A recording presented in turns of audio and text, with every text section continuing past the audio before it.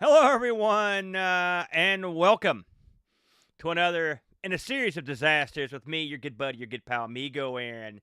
And boy, do I have a disaster in store for you tonight, folks. On a very special edition of the Friday Night Disaster Stream. You've missed the pre-disaster as we fought mightily to get this show off the ground. But by God, on the fifth attempt, we made it happen. And we had to make it happen because I've got a very special guest tonight. I'm going to bring him out. It's our good buddy and our good pal, renowned podcasting legend, author, and all around good egg. It's Rob Flack Ohara. Rob, how are you tonight, man? A walking disaster. Shouldn't we be better at computers by now? Listen, I'm not saying nothing, brother. I've been working with the boat for a long time, so I know how it goes, man. Listen, I appreciate you coming on the disaster stream tonight. I was telling Rob before the show that I was just listening to his latest episode of his very renowned podcast, You Don't Know Flack. It's been around for a long time. We're going to get deep into it. But I want to talk about the newest episode, which was on AIs. And I listened to the whole show and I was like, man, this is so interesting. You know, such an interesting topic and timely. And I had planned something for the disaster stream, and I was like, I've heard so many of these you don't know Flacks over the years that I've got to talk to Jack Flack. And I caught him at a good time because he's all alone at the house in case you want to rob him. And I thought I'm going to use all my clout as a podcaster myself to bring him in. And luckily, he bent to my will. Thanks for joining me tonight, Flack. How are you doing, man? I'm good. This is an exclusive deal. You've got the exclusive rights to the interview, Yeah, that's it. Because this is going into my book. My Hey. interview with the Commodore. That's the way I'm going to bill it. Right up on Internet Archive instantly. There's going to be no circulation of that one. I've been listening to your flagship show, You Don't Know Flack, for God. I mean, I was there right near the beginning, the first two episodes, because I believe the reason I found it was because the second episode was called Dungeons and Dragons, and I was a podcast listener when no one else, before they had a name. There weren't that many out there. Mm-hmm. And when I came upon yours, and I wanted to ask you just right out of the gate, like here you are. Do you recall what year it was when you did the first You Don't Know Flack? You don't know Flack started in 2008 is when it started. 2008. Yeah. Right. There's not a lot of action back in those days. Now, did you predated the RetroRewind podcast by quite a while, didn't you? Yeah, it's not that far, but it is far. It's either a couple of months or something. Like he's in that same era. But Yeah. I had written Commodore in 2006, and it took off in a way that I didn't really need to promote it. I mean, not in the way that like I didn't need to get the word out. The word got out. There was a review that appeared on was it Dig? I think at the time before it was before Reddit was the big thing to get your thing on. I think it got on Dig, and it just took off. So. But I didn't have that for the second book, and so I was researching like, hey, what are ways to get the word out for a book, and and one of the things was talk about it on a podcast, and I was like, wow, I guess I better start a podcast. And so I that was the whole thing was I started it to really promote my second book. And I was like, I'll do this podcast, and at the end of the podcast, every episode, I'll mention that I did a book, and then the book just kind of faded into obscurity, but the podcast stuck around. So, and I don't know if you know this, but there was not a dry run of You Don't Know Flack, but this a buddy of mine and I, before You Don't Know Flack, I had this idea to do a podcast where we would play games and talk about the games while we were playing them. So almost imagine a podcast that would be like what people do now with Twitch, right? Yeah. Like streaming games. We were playing games and then talking the entire time. And I bought 2 USB headsets that I think I spent like $10 each on these headsets, and I had a Yeah. laptop like dragged into the living room and the Xbox, and we were playing games, and we were just, I think, and we did like 2 episodes, and on each episode we played like 15 games. We just play a game for 5 minutes and talk about it, and but the limitation at that time was the files ended up being like 10 meg. And now it was so huge at the time, you couldn't distribute 10 meg. Like people were Yeah. on dial up, you Yeah. were like, it was, there was no way I couldn't host it on my website. It was too big, so It's that funny was to really, think about that limitation because yeah, we ran into that too. But there was a time where just having even a podcast, having a place to distribute it and have somebody's stories was a real huge hassle. I remember mhm. Boat had this crazy thing where we had to hack this page to get our podcast out. It's funny because just listen to your story because before we did Amigos, me and Brent started a show called Classical Gas, and it was going to be about video games. And every episode was going to start off with a different version of the song because that was I love a gimmick, For and sure. we used the old rock band mics. I Mhm. believe it's what the old USB specials, and so you can imagine. In fact, we ended up releasing some of those shows as filler shows for ARG, real Mhm. popular on our feed. And by that I mean no one heard them, so I can understand that. Now you said you did this with another fella. Yeah, it was, if I know you've read Commodore, but the guy that I had done Souls at Zero with, that Yeah, buddy of mine, he was the guy that we had done it together. But then, like I said, we didn't have. It was like there was no like Apple Podcast. There was no way to distribute it. So you just put it on your website and hope somebody would drive by and see that you had this file and download it. So it, yeah. it didn't go anywhere. But when I did that second book and I was thinking about how to promote it, I went to the public library and I looked up on the card catalog, and this is the God's honest truth. I found a copy of Podcasting for Dummies. And, Yeah. and I got it, and I sat down in the library and I just started reading, and I did end up checking it out, but it talked about like, you know, this is how you record, and I had all the stuff from what was the guy, Adam, the guy that was from MTV, that I guess he's the guy that coined the term podcast or whatever. But Adam Curry, he was the old That's the he was, guy that did it. yeah, the first Oh host gosh. from Headbangers Ball, like that, Yeah. Oh yeah, I remember him. yeah, he's the guy that came up. I think he came up with the term podcast, and so he was like groundbreaking in podcasting. So I don't remember if he wrote it or if he had a part that was in it or something. But so yeah, that was like, I looked at that and I was like, that's my like my blueprint of what to do. And I just looked it up. I published the first episode of You Don't Know Flack on March 8th, 2008. Very good. Now I want to. It's funny you mentioned that because I want to talk to you here in a minute about the episode you did on podcasting. It was a very popular and important episode. But I'm going to tiptoe. I'm going to mix some of these look backs at your shows with some questions I've got. But I'll look at your early like when you did the very first episode. Like, how did you come up? We all know why you did it, to promote your book. But how Mhm. did you come up with the format? That you ultimately sat on for quite a while. I mean, you don't know Flack, unlike like say Spraycaster, you don't know Flack hasn't changed a whole lot over the years. I mean, you're using some of the exact same bumpers and crap that you've been Mhm. using forever. Like, so Mhm. what did you? Is this was you? Were you? Did you come up with this on your own? Did you hear another show that you thought that was a good way to go? What was the thinking there? I don't think that I really got it from anybody else. I just thought, with You Don't Know Flack, the most important thing at that show, and it's something I got away from for a long time, and I eventually came back to, was the most important thing was to get to whatever the topic was. I listened to a lot of podcasts where they would start and say, tonight's show will be about this movie, and then it would be half an hour of them talking about things that weren't that movie.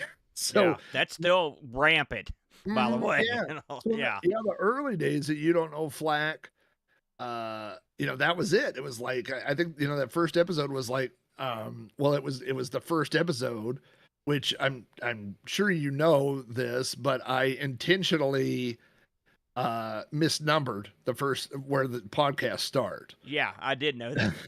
And Because I remember hearing those early ones, and I was looking for the other 100. I was like, where are the other right. 99? Like, where are these things? I've never been, I don't think I've ever personally owned a checkbook, right? Like my wife Yeah, has a checkbook and I think I've written like 4 checks in my life, right? Like, it's like it comes up. It's not very often. yeah. And when she gave me this checkbook, like it started at check number 500 or something. And I said, well, where's all the other checks? And she says, no, here's the thing. When you get a new checkbook, you don't want to start with check 0001 because then you look like a dummy who's never written a check. So they just start the numbering at like 500 or whatever. So when I started the podcast, I did the same thing. I go, well, nobody wants some dummy that's only made one podcast. So the first one was episode 101. I just started right there. And I have lots of people that have asked, so where's the old ones? What's happened? I think you had mentioned that a couple times on the show where people have asked. I've got a list of your shows in front of me here, and we're going to talk about your other pods. You did in a some bit, homework here. Well, listen, because when I hear these things and I look, I'm one of these guys that like. Listen, I'm going to put you over. All right, your show is timeless, and that's what makes it great. Any one of these shows can be listened to at any point in time, and that's what makes it fun. So I'll often go back and listen to some of my favorites, because I find them interesting. And listen, I mean, your show's a lot different than ours because ours is totally off the cuff. I mean, you actually think about your stuff and have a plan, and so that's what they're smooth. I guess is what I'm saying. So I was looking over the early episodes, and I remember the one you had 2 right in the first, say, 10 that really got my attention. And the first one was the Boss BBS, with the great story about the boss in it. Can you just quickly recap that for people here that haven't heard that one? Yeah. So so the thing is that I started out right out the gate and I said, here's the thing. This is going to be a technical podcast, right? And the idea was it could be old tech stories or it could be new tech stories, So that was the whole plan. So that was the first episode, right? It was all the first video game stuff, the first arcade machine, right? And then the second episode, like right after the first episode, was when Gary Gygax died, and I was like, "Oh, I got to do one about D&D." And so I think I said on that one, I was like, I set up a whole idea for a podcast, and I'm breaking it on episode 2. So I got feedback, and people said, "Hey, I thought this was going to be about computers," that sort of stuff, right? So I had to immediately go back to the well. Like, what do I have? Like, what kind of old stories do I have? And I did make a mistake right off the bat. I think the third episode. Let me look here. Yeah, the third episode was called Arcades. And it was a huge, here's the thing. I could talk about arcades for 14 weeks, right? But I did one episode and I tried to cram all that stuff in there and it was a big mistake. I should have just talked about it one specific arcade or one, because it's kind of like I blew that topic. Me and Boat did the same thing with our show. We'd do like 4 or 5 games in an episode. We were kicking ourselves the rest of the time. Yeah. So I learned that. And so the fourth episode, the one you're talking about, is about the Boss BBS. And so I realized you got to get specific. Like, you got to tell a specific topic or a specific story. And that way you're not just like, if you just go, like I did do this, I said, here's one on, Apple computers. Well, there's a lot of stuff I could have split up into multiple episodes. But so the Boss BBS one was it was about a very specific, era, a really specific, event. And it was about when I was a kid. So I was an early teenager. I mean, we're talking 13, 14, something like that, and I just got my Commodore 64 and I had a 300 baud modem, which was, that was the slowest thing. Right. And yeah, that's what I started off with. Yeah. And I started trying to trade software with these people and, like uploading and downloading it. And it just took so long. And I called this BBS. It was called the Boss BBS, and the owner, the sysop, he went by the Boss. And he was like 30, 31, you know, and I was 13. Like I was a little kid. Of course, back in this era, this sounds really creepy today. Like, but you know, the 80s were Yeah. a different time. My mom would just say, "Oh, you met a 30-year-old stranger? I'll go drop you off at his house for 4 Yeah. hours. I'll come pick you up. Call me, you know, if you're not dead." I And was the stranger at a couple of those events where I'd have a kid just dropped off. That happened to me a couple times. They didn't yeah. care. I mean, it's amazing the trust they'd have in these complete strangers. I fully understand. Well, I was always was a really good writer. Even, you know, as a young kid, I was a good writer, and I just picked up on grammar and things like that. So people always assumed on BBSs I was much older than I really was, right? So these people probably thought, you know, at least there'd be some guy driving over.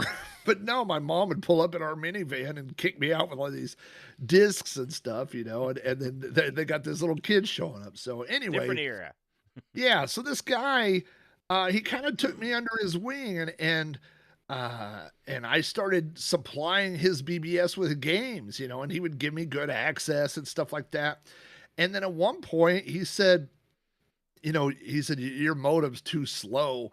And I don't remember how much a 1200 baud modem was at the time. It was expensive, $250, something like that. Oh And he yeah. says, listen, I got a good deal on one. I'll sell you one. And I don't remember. It was a $50, $75, something like that. But it was really cheap. And it was brand new in the box, you know? So he sold me that modem. So that's where I got my 1200 baud modem. And then, of course, I felt indebted to him to, you know, make sure he always had the latest software. So it was a big game back then. I mean, I was on 30, 40, 50 BBSs. Like I would call just, you know, constantly. I mean, maybe not that many at that time, but you always wanted to like find, like, let's say there's BBS number one and somebody would upload a new game. You would download it. And then I would just call BBS 2, 3, 4, 5, 6, and just go down and upload it everywhere else. So, you know, I'm getting the credit everywhere else. Oh yeah. And so I would always call his BBS first. I would always, you know, call there and do that. And so anyway, one day I hadn't heard from him, and his BBS went offline. And so I told my mom, I said, "Hey, I need to go over there." And my mom took me over there, and his house was completely empty. Like I remember looking through the front window of like into his kitchen dining room, and there was like an empty table and a chair laying flat on the ground like it had been knocked over or something, you know? And there was just no signs that anyone lived at this house. It was crazy. And so we went, you know, home or whatever. And then a few days later in the newspaper, there was an article that said local couple arrested for hacking or something like that. And it was him and his Yeah. wife. They'd been arrested, and what they were doing, which now it seems silly now, but they were, you know, there was a type of currency back in the BBS day, which was long distance calling numbers, Yes. you know, because, you know, if you called a different, like this call right now would have cost us a fortune for you and Yeah. I to talk across country. And with BBSs, you know, so that was a thing that hackers and freakers and all these people would trade as these long distance codes. And so he had this program that would call AT&T or MCI or whatever, and I think they were like 14-digit codes, and it would try a code, and if it didn't work, it would hang up, and it would try it again, it would try it again, try it again. And he had been doing this for a long time, and he would start it like Friday at 5 p.m., and then he would turn it off Monday morning because they would go home Friday, and he would just let it run all weekend. Well, apparently somebody came in over the weekend, saw it happening, and that's how he got caught, you know? That's Uh, if you think about the madness. I mean, even as a younger guy, you're war dialing the phone company is what you're doing. I mean, yeah, if you think about it that way, that's the dumbest thing you could conceivably do. And I mean, you're right. anybody had Everyone caller dealt. ID, it would be them, right? Yeah, I mean, you're right. The long distance card gimmick was, I mean, amongst certain circles, it was a Mhm. thing. Like I knew a guy, same thing, you know. Right. But that's brazen what the boss was doing, in my opinion. Yeah. Yeah, and of course, some of that I'm sure was traded. Probably he probably traded those things, you know, maybe for a new modem that I ended up buying, you know, other things like that. So, So anyway, that and the newspaper article said that they were facing 10 years in prison and I think $100,000 fine. And in Commodore, I scanned it. I mean, I have the newspaper Yeah. clipping and I scanned it in, put it in the book. I think you And read it on the show even. yeah, well, for a long time, that was the end of the story, But what ended up happening is, and I don't remember if this had happened by the time I did that episode or not, but I got contacted by the boss. And he had just said, hey, because here's the thing. We've all learned lessons in podcasting and blogging, because we've all grown up doing this. And I'm going to tell you a lesson I learned the real hard way. Don't use people's real names, because eventually people will Google their real names and they will come find you. So if you've said something not flattering about them, you're going to have to pay, answer to that. And I've had to do that a few times. But turns out he ended up either owning or was the manager or owner manager something at a local bakery. And so the bakery was not far from where I worked. And so one time, and this was way after that episode, I told my coworkers, it was right next to this burger place we used to go. And we went to this burger place and I said, let's go next door. And I just want to walk around. They sold like cakes and cookies and things like that. And we went in there and he was working. I saw his name tag, had his name on it, and I knew it was him. And here's the thing. I was probably 40. And the last time he saw me, I was 13. So old Jack Flack has changed a little bit over the years. I mean, I was a little child when he saw me. So he did not recognize me. And he was talking to a customer, and then my friends were there, and I just kept waiting for an opportunity, and it didn't happen. So I didn't approach him. It was just like I kind of saw him, and I guess for me, it was just enough to know, like, you know what, he's okay. Yeah, he came out the other side, but he did tell me, we exchanged some emails, and he did get banned. Part of his parole was he could not use a computer for 10 years. Wow. And I mean, this was mid 80s. So think about not being able to use a computer from the mid 80s to the mid 90s. Like that was a pretty important time for computers, so he went into baking, so he did all right, but it was, that story, the story hit, it's memorable to me for a number of reasons, but listen, we both are cut from the same cloth back in those days. I was a pirating machine. I did the same. I was uploading the BBSs. I was downloading. I was in with the BBS guys. And you always, in the back of your head, especially when you're doing the more nefarious stuff, like phone phreaking, trying to rip off cash machines or do minutes on a phone, or trying to get free. A lot of stuff revolved around messing on the phones. Right. You're always like, there's a little paranoia. Sometimes there's a lot of paranoia. But I know what I knew. I knew one guy vaguely in Jersey that maybe got busted. Okay. But no one I knew got busted, FBI style. They came in and so to hear what that's like to the buddy of that guy was quite fascinating to me, because I thought to myself, as I listened to the story, what would I have done? Well, I know what I would have done. I would have packed all my pirated crap up and stowed it or ditched it or whatever, because I'd be afraid that he was going to rat me out. That's the first thing to be on my mind. I'd be saving my own skin, Right. And then the punishment they gave him was so 80s that you're banned from computers, the Mitnick treatment or whatever. Right. It was just it's an engrossing story. It is nice that the guy came out on the other side. But you had similar feelings when this happened, right? As I recall, when you heard the news, you sort of freaked out, right? Yeah, well, back then, when you signed up to a BBS or whatever, they would give you you got like an ID number. So when you logged in, it wasn't like a Discord or a thing where you logged in with your name. You could just put like, number 83 or whatever. I was number 2.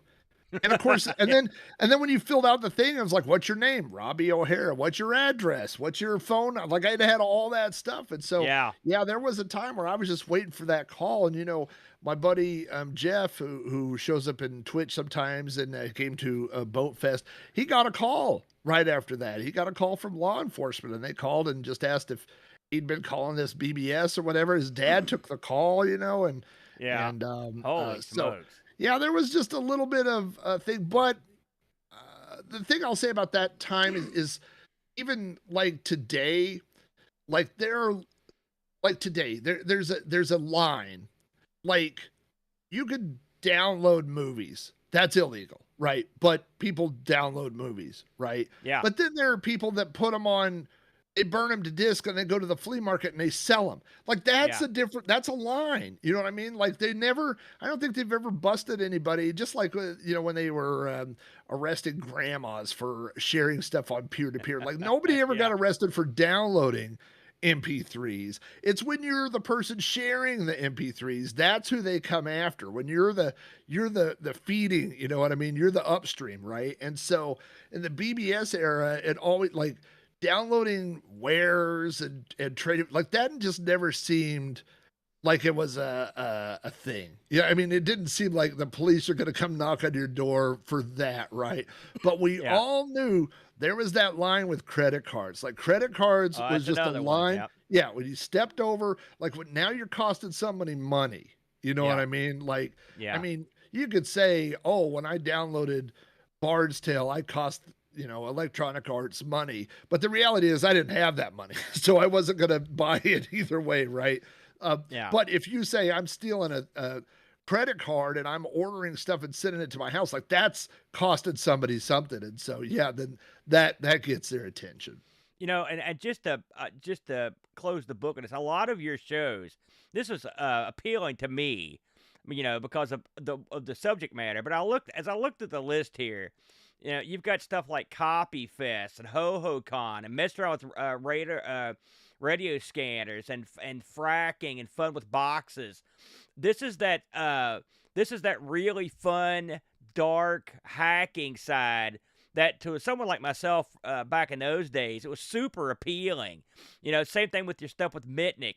Like he was a sort of like a hero to some of us, and who monitored his situation once he got arrested and how silly it was.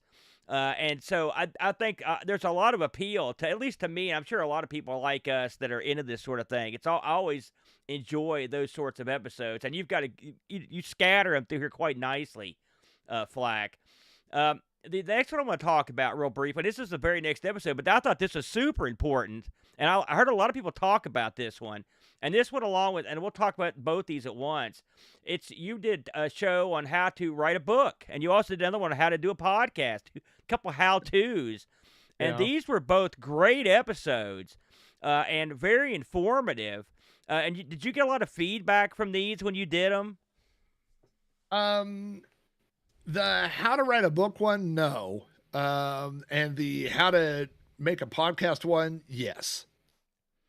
So the problem, not the problem, but a constant to this day struggle with You Don't Know Flack is coming up with topics, and it's real easy in the beginning, I was going to ask you about that. Is it Yeah. difficult to come up with them now after you've Oh, done it's terrible. 136?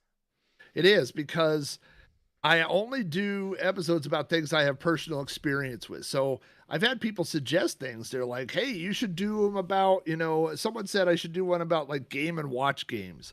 And I go, those are super interesting. I never owned one. So I don't feel like I'm qualified to do that show. And I'll tell people, you should do that show. I'd love to hear it, but I don't know anything about it, So I only try to do episodes of You Don't Know Flack about things that I have personal experience with, right? Right. So I had written the book. I had written Commodore and Invading Spaces, which was the book about arcade games.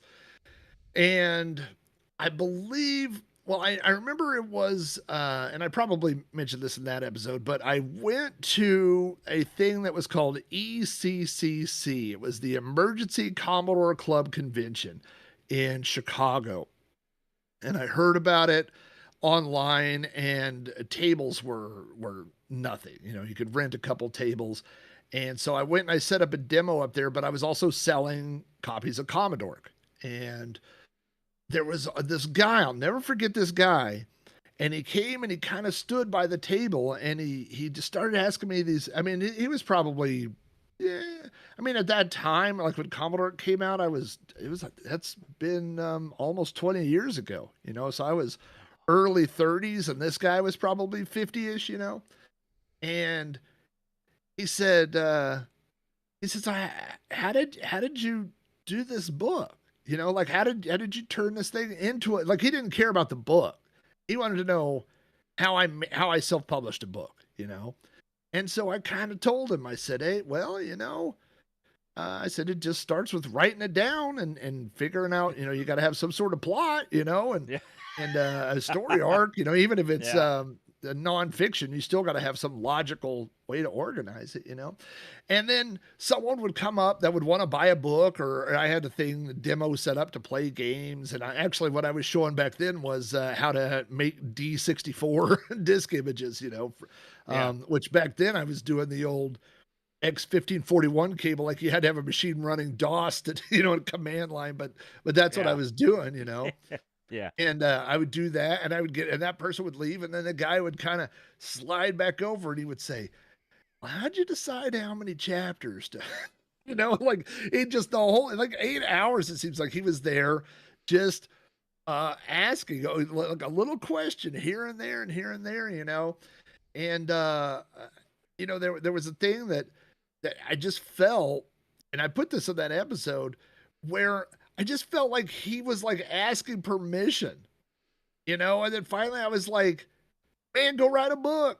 Go do, you know, like people, you know, when you see a physical book, people go, I don't know how that happened. And I'm telling you, I mean, even back then it was a little more complicated, but you know, now you go do it, you write a thing in Google Docs or Microsoft Word and you upload it to Amazon, and 3 days later they send you a book. Like it's not, you know, magic anymore. But finally I was just like, man, this is how I did it. And so I had kind of structured that into a series of things on my website. And I just thought, you know what, it'd be a good idea to put it all together, just put it all on one thing. So, and by the way, no question you ask is going to get a short answer. I'm not built to give short answers. Listen, I knew what I was signing up for here. But the whole book episode, I will say, you had one, you influenced one person to do a book. It was me, believe it or not. Yeah. This is back when I was dating Tree, Mhm. and Tree had a blog. I was always wanting to get her to write a book. She would never do it. And so I went online and grabbed a bunch of her blogs and sort of followed your instructions and sent them up to Lulu, I believe is where it was, and had knocked off about 10 books. I was like, man, I'm going to give these to her for Christmas. She's going to love it. Man, she buried me. I knew when I was holding the gift in my hand. I was like, this ain't going to go over well. It did not. I got. That's one of the biggest Christmas burials of all time. No. But still, the concept was, I thought, man, this is great. Yeah. Step-by-step instruction. So I thought it was it really got me, that one for sure, much like the podcasting one. Now, you said you got a lot of feedback from that one, right? The podcast one went over much better. You know, now I have had people that wrote books after reading Commodore, and I've seen a lot of them, you know, that are very similar to Commodore. You know, I mean, it's the same type of thing. Now, I will say, not to float my own boat, and I didn't do it as well. If I had to do it over again, I could do it better now. I didn't have the writing skills then. I didn't have the you know, the education and the experience of writing that I have now. But what I was trying to do was build this story arc of, this is my life growing up calling BBSs and online, right? Because it goes into the internet era or whatever. But I was trying to parallel that with physically growing up, right? Like the stories at the beginning are me doing immature things and this and that, but also I was 13, you know, and then by the time you get to the end, like at the end of the book is when my son was born, you know, and it was also when I was like, hey, maybe I don't need to be the Where's Mongol of Oklahoma, you know, like maybe it's time to hang that hat up. So I was trying to do that, but and I've seen other people do similar things, some with more success than others, or some that are really good. But I've had many people tell me like, hey, I read your book. I loved it. I'm copying it. I'm doing my own. And that, you know, I mean, everybody's story is different. You know what I mean? So I love it. I love it when people do that. But, I loved Commodore, by the way. By the way, is that still available for purchase? You should bring a mess of those to Boatfest. because I guarantee you'd probably sell as many as you brought. I'll tell you what I to need to it. do is I think, well, they're still on Lulu. I may be on Amazon right now, but I kind of did Yeah. an updated one, and then I did Commodore Gear, Yeah. which was a follow up. You know, it was like, because it was like 15 years later, which was weird because Commodore was a book about retro stuff, and then I got to a point in my life where I was like, that book is retro. Like Yeah. that book, the stories in there is so old. And so I wrote kind of updated versions of those stories and like what happened now, where are they now, that sort of thing. I went through, and it's organized in the exact same way, chapter by chapter. So chapter 1 in Commodore Gear talks about chapter 1 from Commodore, right? And you know what happened with that was I got contacted by the guys from Humble Bundle who do these book packs. Yeah. And they were looking for books to put in. And I had done Commodore and Invading Spaces before. And the way they do it is they throw all the books in a pile, and then however many they sell at the end of the month or 2 months at the end, they divvy up the money between the authors. And I got a really large check. I mean, I'm trying to remember exactly, but it was around $1,000, which was like more money than I had made in a long time selling books, right? So I was all on board. So I had written Commodore Gear, I was working on it, and they hit me up and they said, do you have anything new to include in a bundle? We're doing another bundle. And I said, yeah, I got this new book. And I said, I haven't even released it yet. And I said, but I'll give it to you guys, and you can do it exclusive for 30 days, and then I'll do the big launch, right? And by the time that 30 days thing was over, it was on every torrent website. It was pirated. It was on Internet Archive. It was all over the place. I mean, I learned if you're going to release something in electronic format first, you might as well kiss it goodbye. And it took at that time, it took the wind out of my sails, and I never did anything with the book. I never. Did you release Commodore Gear as a book? Just as an ebook. I don't think I've ever seen that one. I'd heard of it, but I just put the ebook link up on there because it's funny. And I put this in Commodore. I said, if you've pirated or downloaded this book illegally, like I probably deserve it. Like this is an entire book about how I spent my entire childhood stealing software. Yeah, you know? that is the problem, isn't it? Right. And writing a book is such a personal and intense thing. Like you work on it for months and months and months. And so to then see someone just grab it and upload it, and it just was really kind of at that time, because I think like a lot of early authors, I was like, hey, if this takes off out of the gate, I'll just write these books and I'll retire or whatever. And my philosophy on that has changed over time. Now I'm much happier to, if someone says, oh yeah, I don't know if I want to spend $5, I'll send them the book. I'm like, I'd rather you read it than get $5. You know what I mean? I like how people haggle over the. That's really low. I mean, that's $5 is a hill too far. They can't quite cough it up. I will tell you the big kick in the crotch that I get, and I get it, I won't say regularly, but more often than you would think, is I get people that will email me and they'll say, hey, I pirated your book and I love it. And then they want to start a conversation. And I'm like probably the lead-in shouldn't be, I stole this thing that you spent a year working on. Yeah. Like that's not the best way to introduce yourself. But well, it was an outstanding. The very first Commodore. I also I read the first two books you put out, Invading Spaces. I'll tell you. I mean, I like the Invading Spaces because I was an arcade guy, as you know. But Commodore, it didn't speak to me. It sang to me because it's the only thing I ever read. I'm serious. I'm going to put you over again because I mean, it was so much in the book I could relate to. Especially like a lot of times you're the youngest guy with a bunch of other guys doing it's not even computer stuff exactly. You're at a weird party, and I love some of the diabolical stuff that was in it. I liked your reasoning and your thinking and how you gathered the software and what the point of it was. Because a lot of people that didn't do it in mass, like, they don't understand. It's not even about. I mean, it never was about getting the games. It was about No. getting the power, and the games were the key to getting more of the power. You know, Yeah. getting the influence and getting. You wanted to see the secrets. You wanted to Yeah. walk with the big guys. And that was part of it. And it's hard now for Yeah. people. It's just like when you're with the gas chamber and some of the other stuff you talk about. Like that era is so far gone that it's hard to relate to it now if you weren't there. I was trying to tell somebody, a younger guy one time, and I said it would be like if you were super into trading Pokemon cards, Yeah. but you didn't play Pokemon. Like that's what it, you know what I mean? Like this one's worth more, and you got this one, and now you're cool because you got this, and you're the guy in the neighborhood with the most Pokemon cards. That gives you the power, the neighborhood, and all that. But you just don't care about Pokemon, and that's Yeah. what it was like because again, and I know I kind of diverged off of because I do want to talk about that episode about making podcasts too, but you know this in the BBS era that predates multitasking. So Yeah.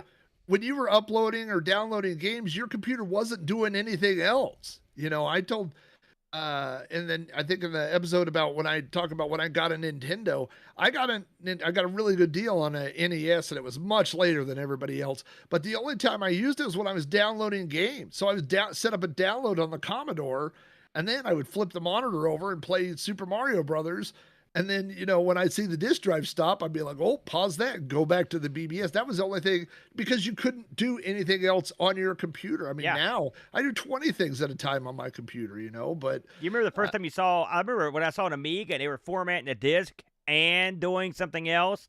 And I also saw a program called Double DOS that would let you format this. yeah. Just the fact that you could do something and something else, it was miraculous. Like you're right, because once you set your computer up and it was assigned to that task, if you're downloading or uploading until it was done, and it was hours. It was hours and hours of doing that. And so you can't use your own equipment. So yeah, it was absolutely a whole different feeling about the computer and about what you were doing. You'd stay up all night, and not even use the computer. You'd just be sitting there.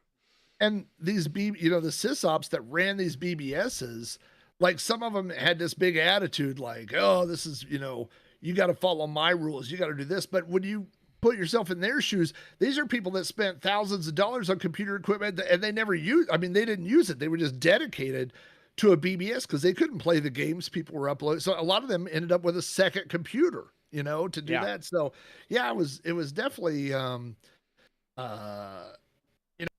it became like the trading of the software was more important to me than playing the software. I remember giving people games and then having them come back to me and say, hey, this doesn't work or whatever, does yours work? And I'd say, I don't know.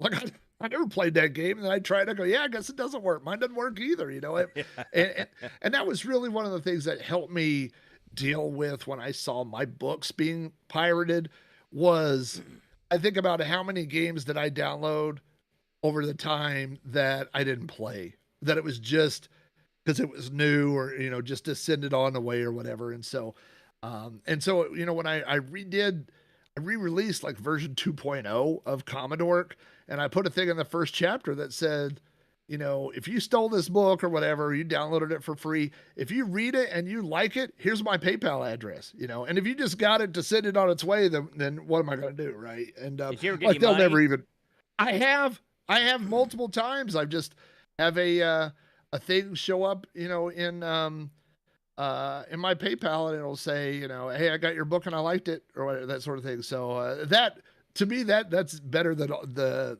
sales and stuff like that. But the episode about making a podcast, and I'm trying to look here. Do you know what episode number that was? I do. I've got it written down here.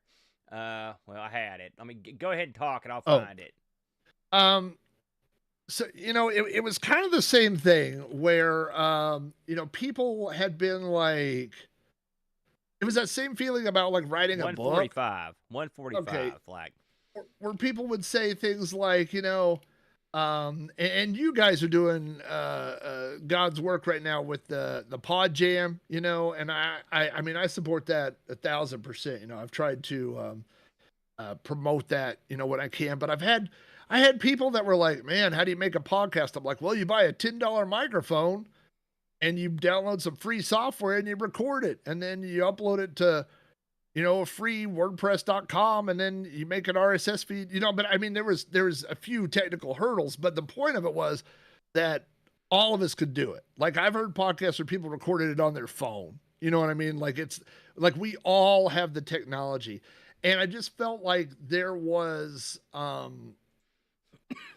it was like it was like a service, you know what I mean? Like a public service, like, hey, I'm enabling you, you make a podcast, And the thing was, a lot of the things that I had learned over time, like my podcast, Sprite Castle, like you said, you don't know, Flack has kind of remained the same. I mean, I've introduced loading time and some things like that into it, but by and large, it's always been the same show, right? But Sprite Castle especially evolved quite a bit. I had bits. I don't know, the last time Sprite Castle, the first dozen or so episodes, I opened them with a haiku. That was a bit I was doing. I was write a haiku about the game, about Bruce Lee or Winter Olympics or something. That was tough to do. And then my favorite was the paper boy, and all the effort it took you to make me do that. That's what. Yeah, it was terrible. Tell the people that story about Paperboy. They want to hear that one.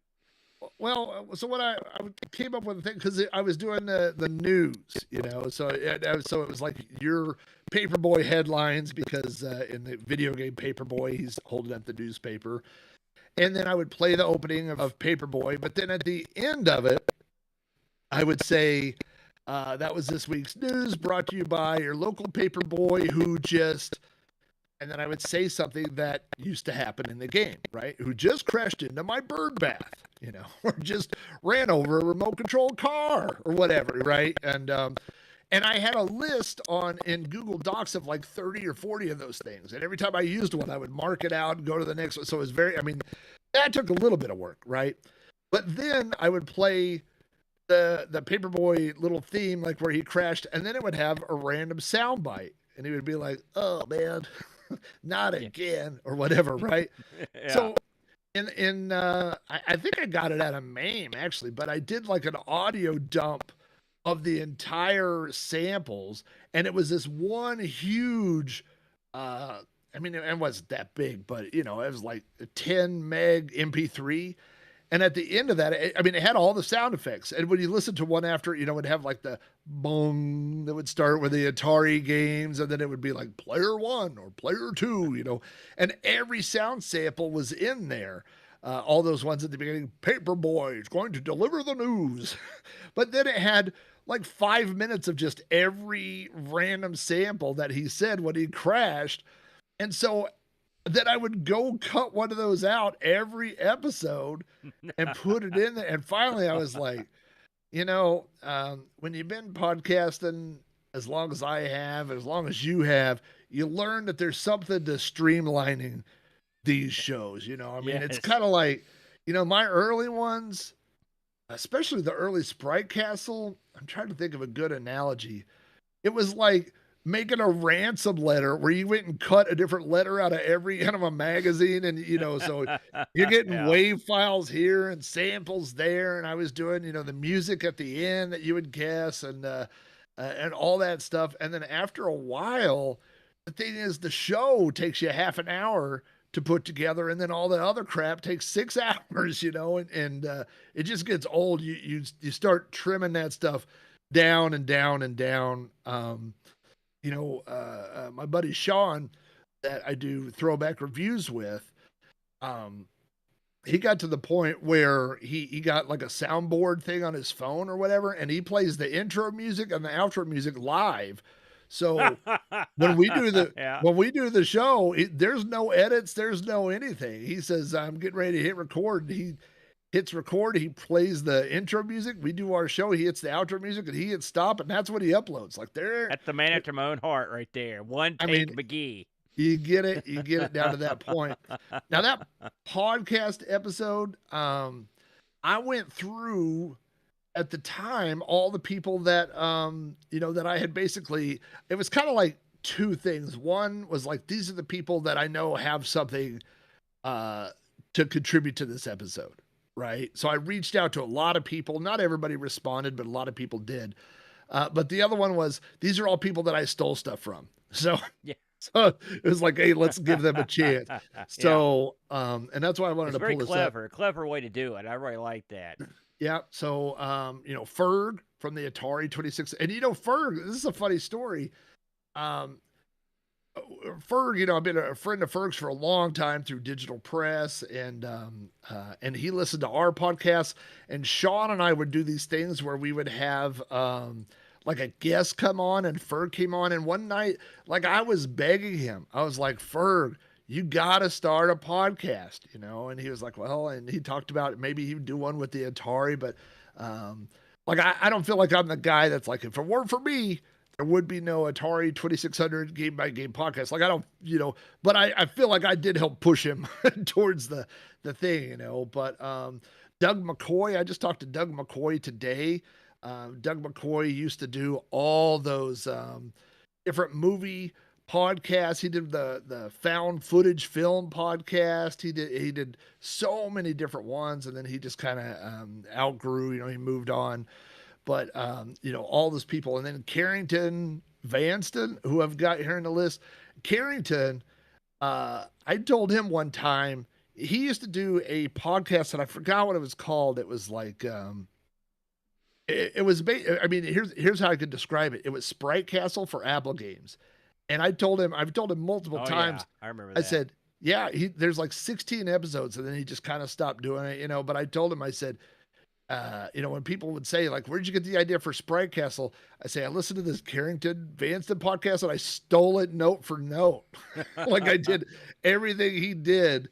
In fact, he used to do a bit in his shows where he would say something at the beginning like, hey, in this episode, listen to, let me think of an example. He would say, listen for the Cyndi Lauper reference. And then in the episode somewhere, he would say, you'll be playing this game time after time or something like that. So it was just a way to engage listeners and get them to listen, and so that literally is where I got that idea to, at the end, put the 8-bit song, and have people listen to that and then try to identify it. And, the King of the Castle, that's exactly where I got that from. The problem with that was I would put an episode out, like an hour-long episode, and then I would get guesses for the King of the Castle in 10 minutes. So people weren't listening to the hour-long episode. They were jumping to the very end to try to do the thing, which wasn't my real intention, but that was okay. It was a fun bit, but again, trying to manage, 100 emails. Like you put out a podcast and say, hey, guess what this song is, and you could possibly be the King of the Castle, and then you get 100 emails and trying to manage that in your inbox and stuff. It just, Lord, I'd kill for that kind of feedback on anything. Only time we get that kind of access, we piss people off. Then we get it. but yeah, I kind of, so now the thing is the gimmick is still there. I still do it every episode, but it's just kind of a thing for listeners. So like the people that were in the know, you know what I mean? Like, and some of them are deep cuts and some of them are real obvious. I'll tell you, on that AI episode, the song at the end is an 8-bit version of Robot by Kraftwerks. That's a pretty deep cut. But I've had people before say, like, this has come up actually, where people say, how do you get the song at the end? Or like, you should have used this. Well, here's the reality. Is that here's what it starts, like when I have a song that's about artificial intelligence, and then I go, like, what's the most obvious song, right? And like it would be, okay, Mr. Roboto, So I go, I don't want to use the most obvious one. I'll use the second most obvious one, right? Yeah. And so then you think whatever that's going to be, right? And then you get that, and now you got to go find an 8-bit version of that. So you go to YouTube and you type 8-bit version of this song or 8-bit version of that song. I was just thinking how odd it was that someone did an 8-bit version of a Kraftwerk song. It's not like a band you really think much about anymore. You know what I mean? Well, so sometimes that's 10 songs down the list. You know what I mean? Because people go, why did you do this? I go, because I can't find that. That would be a great song, but I don't have it. But, and you know what? The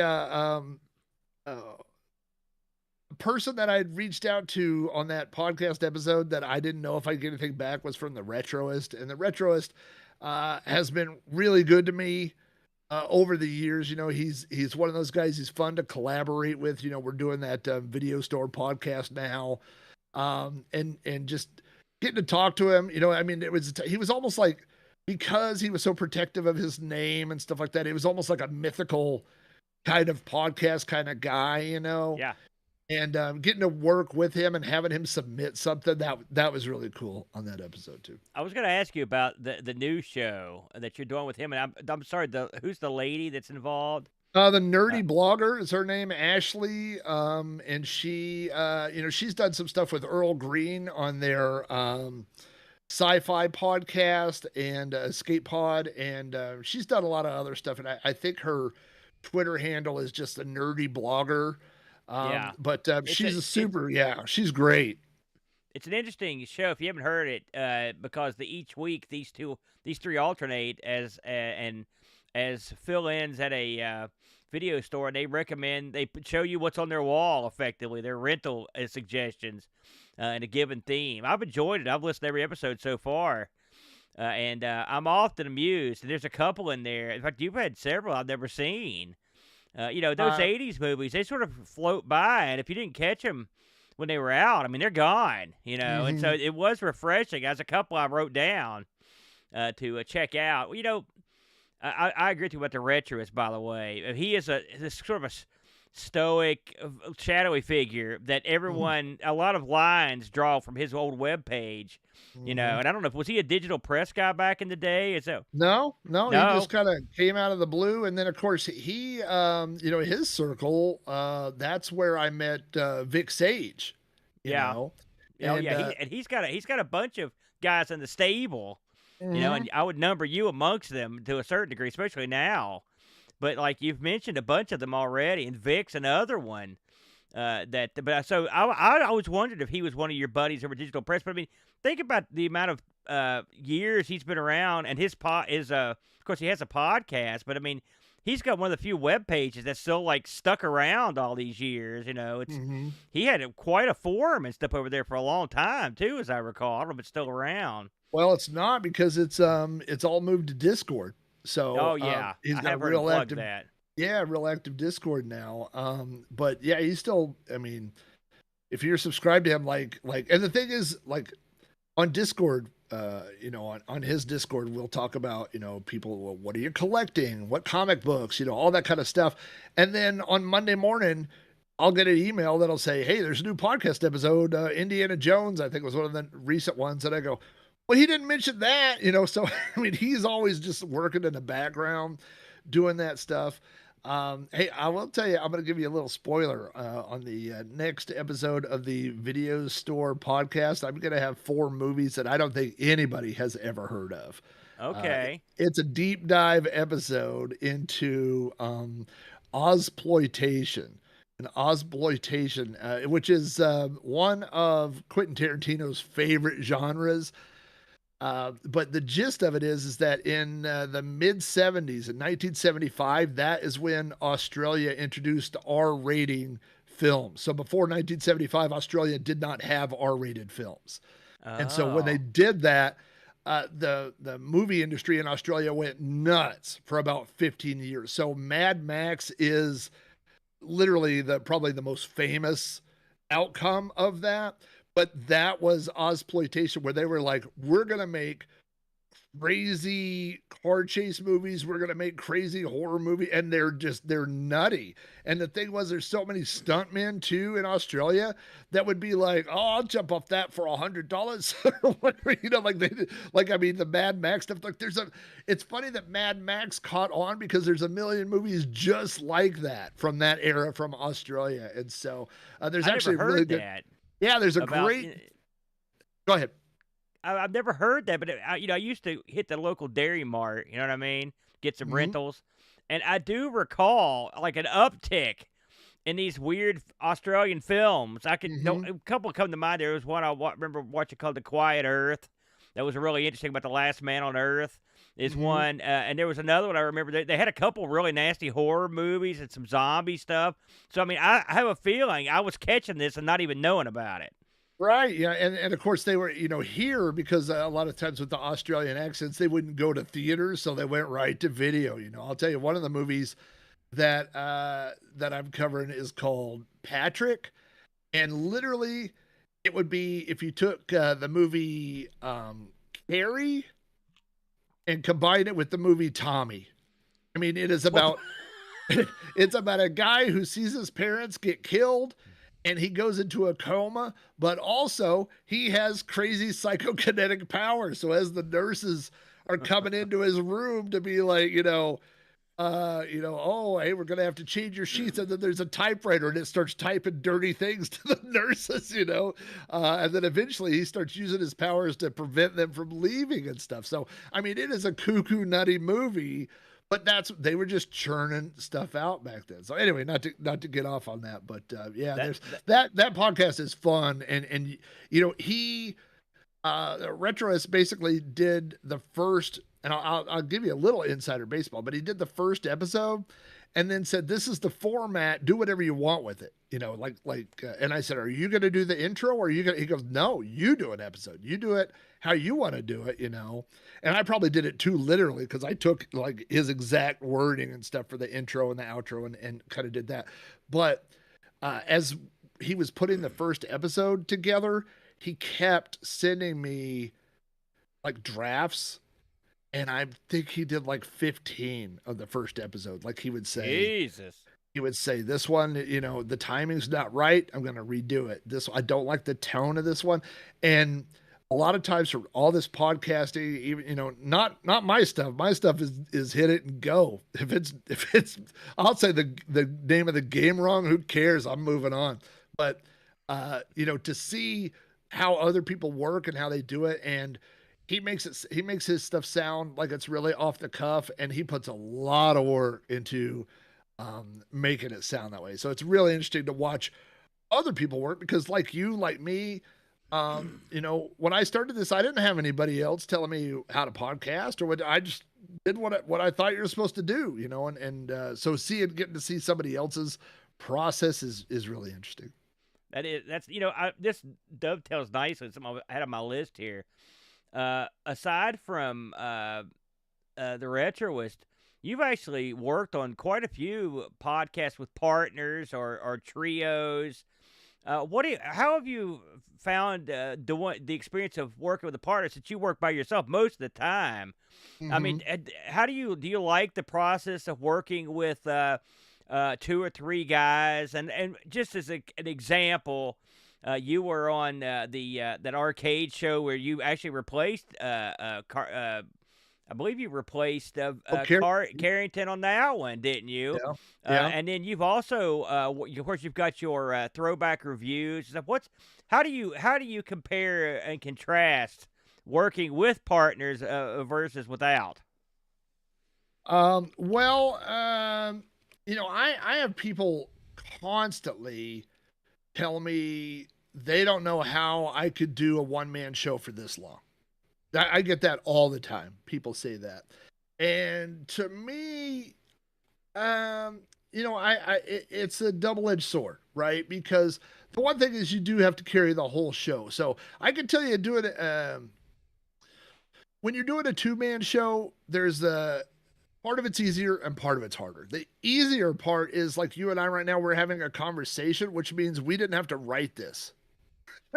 And when you're doing a one-man show, you got to write all this stuff out in advance, So, I mean, when I do You Don't Know Flack, that starts with hours of me making outlines and getting information and writing stuff. And Sprite Castle, I start every episode with an outline.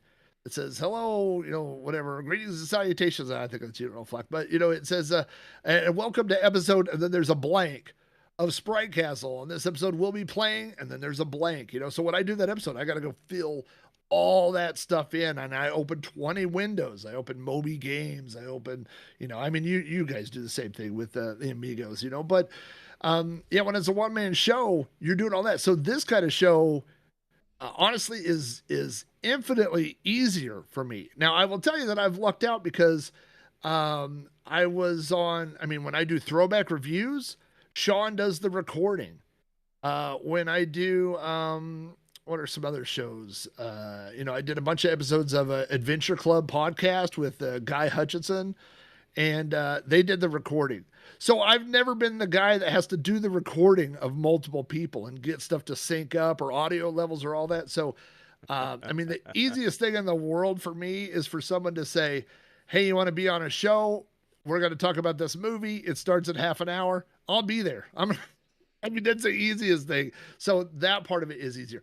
The hard part is the scheduling because I can record You Don't Know Flack at 2 in the morning or 8 in the morning, or at, if I get a lunch break, like at noon, like I can do You Don't Know Flack wherever it fits my schedule, and I can change topics on the fly. So, here's another little insider baseball thing. I have like 5 episodes of You Don't Know Flack that are half scripted that I've abandoned because I'll go, hey, this is a great topic, and I'll be working on it. And then we went to that AI conference, and I'm like, oh no, I'm doing that. And so then the old one, I rename it to XXX instead of 233, 234, whatever it was, and then I go on to the next one. So when you're working with a partner, like the Amigos, on Thursday, you can't go, hey, let's change the show idea. I don't want to do that one. Like you're kind of locked in. You know what I mean? So that's one. You do have a little bit more freedom when you're doing it by yourself. The bad news is you're doing a lot of work by yourself. Yeah, this is, by the way, you just summed up why I get real nervous around ICC because I've got like 15 suckers in there with me, and when it falls apart, that's a painful feeling. So yeah, I enjoy your collaborations. Of course, you get picked on a lot because you're good at what you do, and I feel fortunate to collaborate with you around Halloween every year, which I've always enjoyed. And you were I knew when I was going to start this up, I was like, I can get Flack on this sucker. He knows his stuff, so it was an easy choice for me. Plus, me and you could talk to the cows come home, obviously. Right. We've done this. We just never recorded.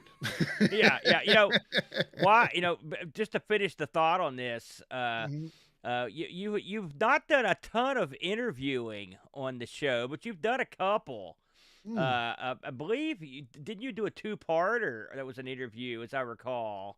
Am I nuts here? Help me out here. It seemed to me that you did an interview with one of your buddies on one of your episodes. Do you recall that one? I did the one. Oh, I did one with Rob Sherwin. Yeah. Pretty early on, and that was about text adventures, and this is no disservice to Rob Sherwin at all, but what I found was 2 things. Number one, I'm not good at steering interviews, right? Yeah, that was my question. Do you enjoy the process of an interview?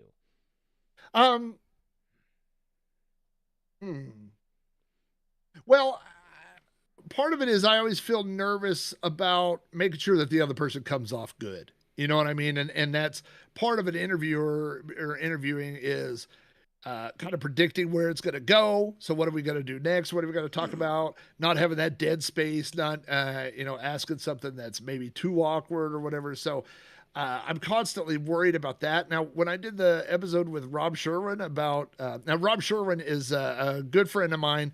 He's an arcade collector. He's a retro computer collector, but he has also written many text adventures, and many of them, they have like the IF or interactive fiction website, and they have a yearly competition, and some of his games have won. So I mean, he's really good at what he does. He's got a really funny sense of humor.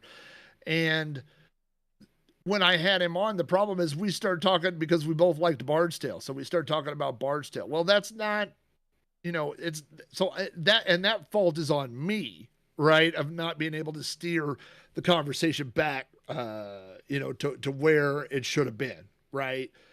So I could probably use more practice doing that. Now on episode, I had an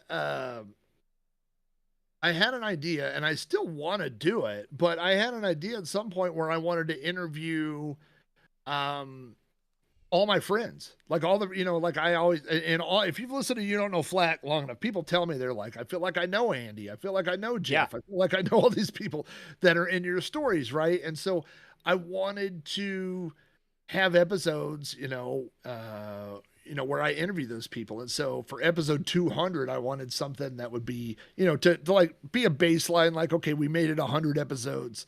And so I interviewed Andy. And That's the one I was thinking of. Yes. yeah, and that was so much fun. And the thing about Andy, my buddy Andy is, and everybody needs a friend like this. No matter what I say, Andy will laugh, and not just like a little minor laugh. Like I can have him rolling and do it for hours. Like he's just such a fun, lighthearted guy. He's know your what Ed I mean? McMahon. Yeah, he's a perfect sidekick. And as I mentioned on that, he is my, I don't want to say oldest friend, but like my longest friendship. Andy moved onto my street when we both were 4 years old. So we met when we were 4 and we're 50. Both of us are 50 and we're still friends. So, we have maintained that friendship all that time. And, I mean, he knows my kids. I know his kids, I mean, like, and most of the people that I was friends with in my childhood, I'm still friends with, you know what I mean? And they still live locally. So that one worked out really well. I keep having this thing to have Jeff on. A lot of people know on the stream as Steel Rat, and I've just never gotten around to it. And we've talked about it a few times, like, "Hey, are you up for it?" He says, "Yeah," and then we just end up doing something else. But Jeff and I ended up doing the thing for the when you did the 24 hours of Amigathon. Yeah. Jeff came over and I said, Jeff was like, "Well, what do we do?" And here's the thing about Jeff, like Andy. And I always I don't like the term best friend because I have multiple best friends. And I'm really blessed to the fact that not only do I have multiple best friends, but all those people know and like each other too. Right. So, but like Andy is the guy, like if you got to take a road trip and you just want somebody that could talk and listen and laugh at everything you say or whatever, like Andy is that guy for me. Right. Jeff is the guy. They say like, you need somebody that not only, like if you say, "Hey, I got to bury a body" or whatever. And like that guy, like Jeff is the guy, that I could call in 2 in the morning and I could go, "Hey, Jeff, it's Rob. and he would say, "Yes." And I'd be like, I didn't even like, maybe my car broke down in Texas. It doesn't matter. Jeff is like, "Yes." Jeff will, he's that guy. He's that ride or die guy that is always there. You know what I mean? When Andy and I were young, we played a trick on Jeff one time. It was like right when I got three-way calling. And so Andy was quiet and we called Jeff and I told him I was in jail. I was like, "Hey, I'm in jail. I need bailed out or something." And we hung up the phone and we snickered, or whatever. And we waited like 1 minute and then we were going to call back and let him off the hook. And I called back and his mom answered the phone and I was like, "Hey, is Jeff there?" She's like, "No, he just left. He just ran out the door and said you're in jail." And we were like, go catch him. I'm not in jail. And we were just playing a trick on him, But I mean, that's Jeff. You know what I mean? So, but yeah, so there's a few other people, and now here's the one bad side about having interviewing people or having a person on. I've had Susan on You Don't Know Flack, I think on 2 episodes. Yeah, I had her on the one about Intune magazine. I had her on another one. And every time I have her on there, I get all these emails that basically say, "She's so much better at podcasting than you are. You should have her on every episode. She's great. Like, here's what the show needs: less of you and more of her." And so that was one of the reasons why we kicked off that Kooky Tales podcast was, just so she could get her taste of that stuff too. She always was a hot shot when she came on. She was always great at it. Always one up on me, always. Well, yeah. I mean, that's part of the fun, Sure. I want to flip back to some of your classic episodes here, because we mentioned you've done a lot. You've done many shows on sort of the dark side of hacking and whatnot, being a geek. Then you've done quite a few shows on like your life experience. Stuff all the way from, and I don't mean in terms of the computer per se, but stuff like break dancing and Halloween, and your and the Creek, the very very popular episode, the Creek. Uh, First of all, I've got two questions here, and I would ask the retros the same thing. How in God's name do you remember these things? Because my childhood is a hazy fever dream. If you asked me to pick out the highlights of it, I couldn't fill up 5 podcasts, much less 100.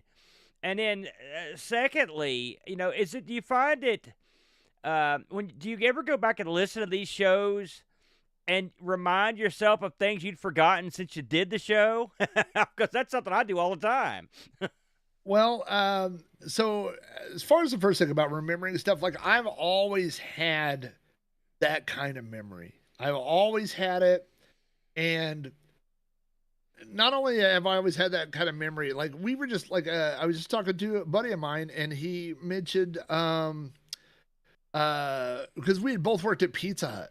And he said, you remember we would deliver those Bigfoot pizzas? And I was like, yeah, I remember delivering those. And he said, and that was a good deal. They were like $15. And I was like, it was $11.81. And he said, what? And I was like, they were $10.99. And with tax, it was $11.81. And he was like, why would you remember that? I said, I don't know. But it's stuck there in my memory, and then not everything is. I don't remember how much breadsticks were or whatever, but it was just that thing was. And so, a lot of my childhood was, I had friends in the neighborhood, but I was just a different kid than a lot of, I lived across the street from 4 brothers and next door to 3 brothers. And at one point in time, all of them played football. All of them played baseball. All of them played basketball. And I didn't do any of that stuff, So I was just kind of a different kid. Like they would play soccer and they would include me. You want to come play soccer? And I'd go, yeah. And I'd go over there and I'd just be the worst player or whatever. And then later on they would be doing something and I would go home and get out my Star Wars guys or whatever, So yeah, I just always, not just the memories, but so there's a couple things about that. Over time, if you're a storyteller, what you'll find is that you start telling the same stories, but not just the same stories, but the same phrasing, Yeah. And so, I will say one thing about, you mentioned like the non-technical things, the non-technical episodes, like breakdancing. The ninja episode was popular. The Creek episode was real popular. And a lot of those were just desperation of like, man, I can't think of anything, Really? what could I, and I'm sitting here going through my mind, like, what can I talk about, and then I would go, oh, well, I was into breakdancing for a year. I guess I could do that, And so when I listen back to those episodes, one thing that's funny is like I'll hear something where I'll say, I'll be telling a story about hearing some breakdancing song for the first time, something like that, right? And then while I'm listening to it in my head, I'll go, well, I first heard that when I went down to when we saw the Coca-Cola breakdancers down on 23rd and Council, And then in the podcast, I'll go, now I first heard that when I saw the Coca-Cola breakdancers on 23rd and Council.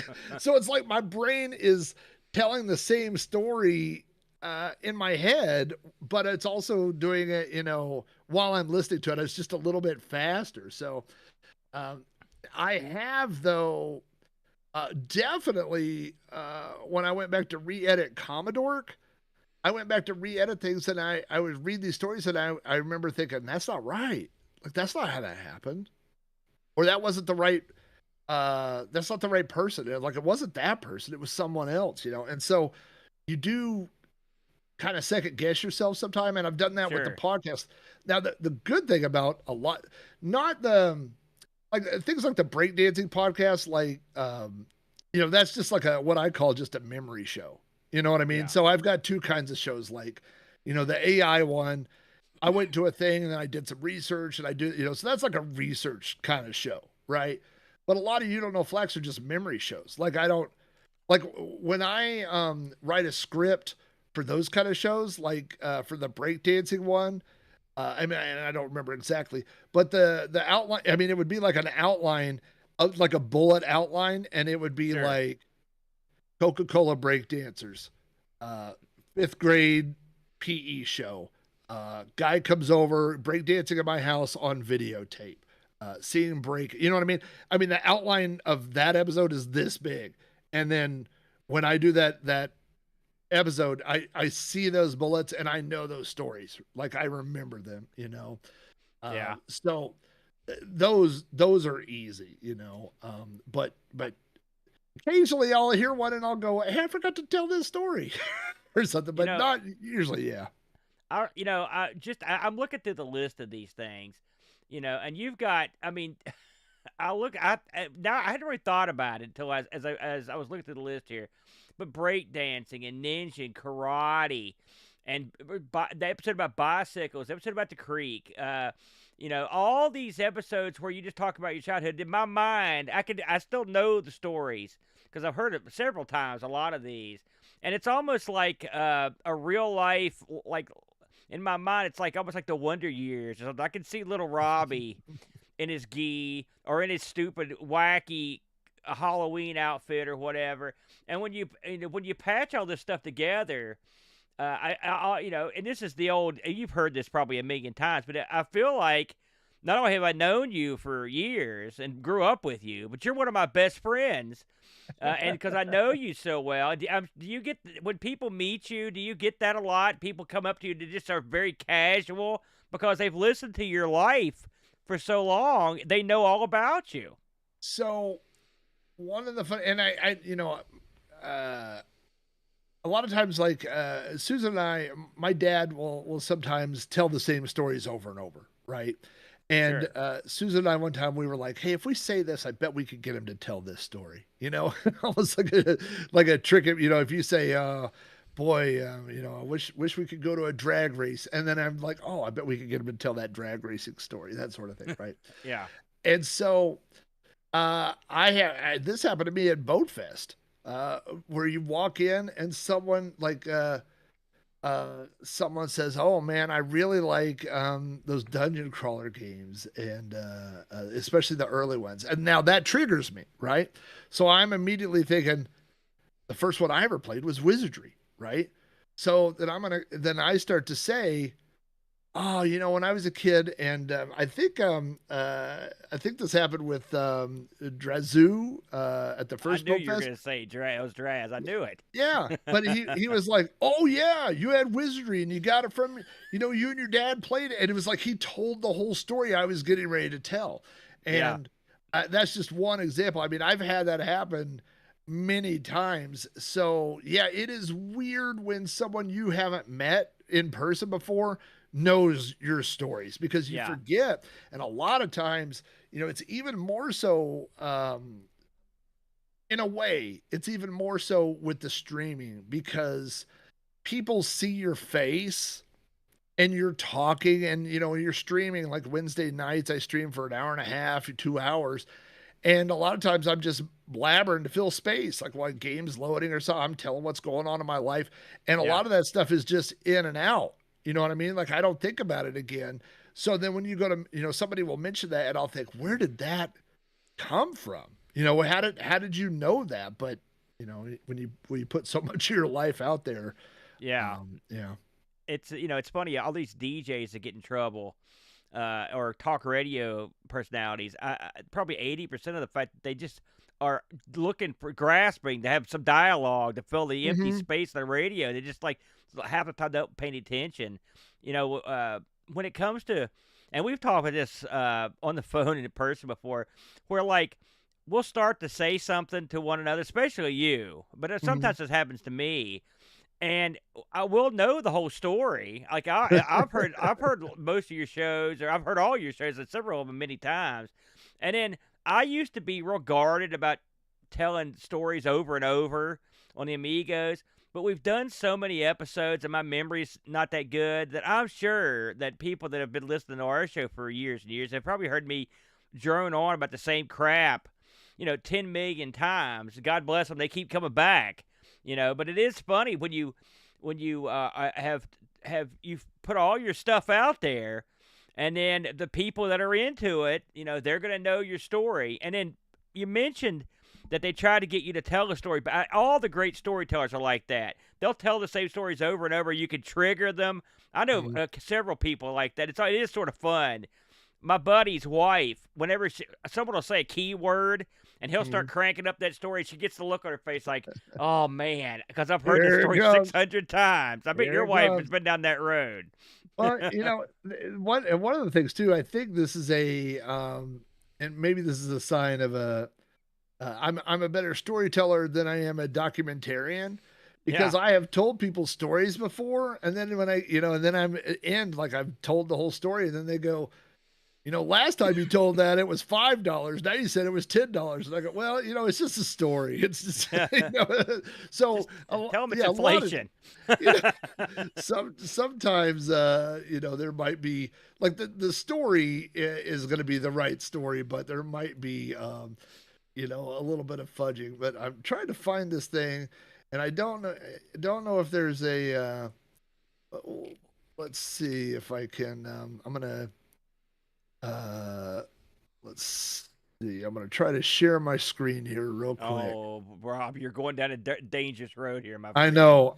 Here we go. Because I don't know how to unshare it, so we'll figure this out. But did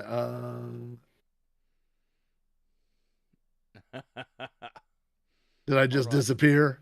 No, you're still there. But I haven't set this up to where I can actually look at your share. Hold on a second. I can make it. I got it.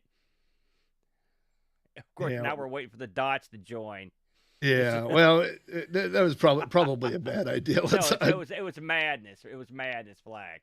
I'm just gonna put you back on you. What were you sharing? Better idea. Give us the verbal version. Well, the verbal version of it is a spreadsheet, and the spreadsheet is called Index of Every Story. And I'm gonna just hear the very first one. All these first ones are labeled YDKF 101 Firsts, which is the first episode of You Don't Know Flack, right? Yeah. And then it just popped up on the screen somehow. But it says topic Pong, story Thanksgiving Day Parade. I could tell you that story. Like that's enough right there. I could tell you what that story is. That story is the first time that we ever played Pong was in 1977. We had everybody over for Thanksgiving, and then we had the Thanksgiving Day Parade, and then when that ended, everybody wanted to play Pong instead of watching the parade. And I was 40, not only can I tell you that story in my head, I can remember being there, right? But then it says the next one, Pong similar to Norman Rockwell painting, which is something that I used to say, which was like in a Norman Rockwell painting, there would be a thing where like everybody was sitting around looking at the turkey or whatever. And I would say that's exactly what Pong was like. Like it literally was an entire group of people just all in the living room looking at this TV. Like nobody could believe this was happening. Right. Yeah. But the point of it is that I was really like you. I was really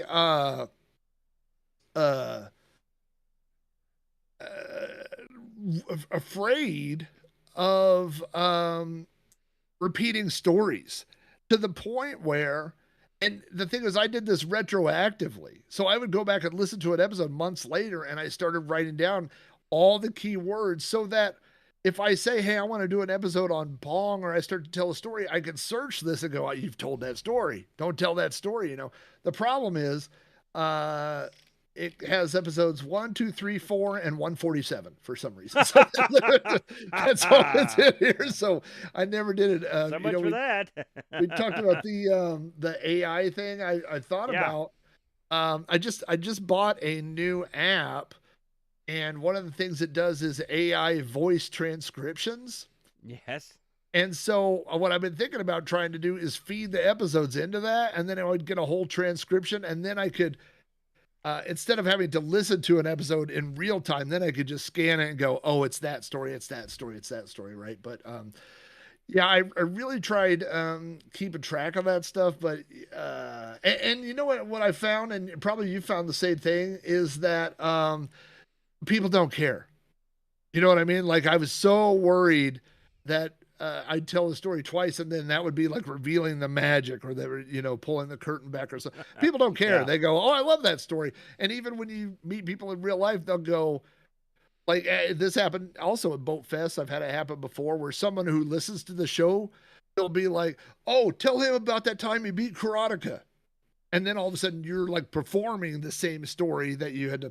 Now I have had that happen where I've just sat there with a dumb look on my face, and I'm like, "You're gonna have to prompt me. I don't like which story are you talking about, Yeah, I get and that eventually one a lot I'll get enough myself. to get into it. But yeah, it's yeah, it's a thing.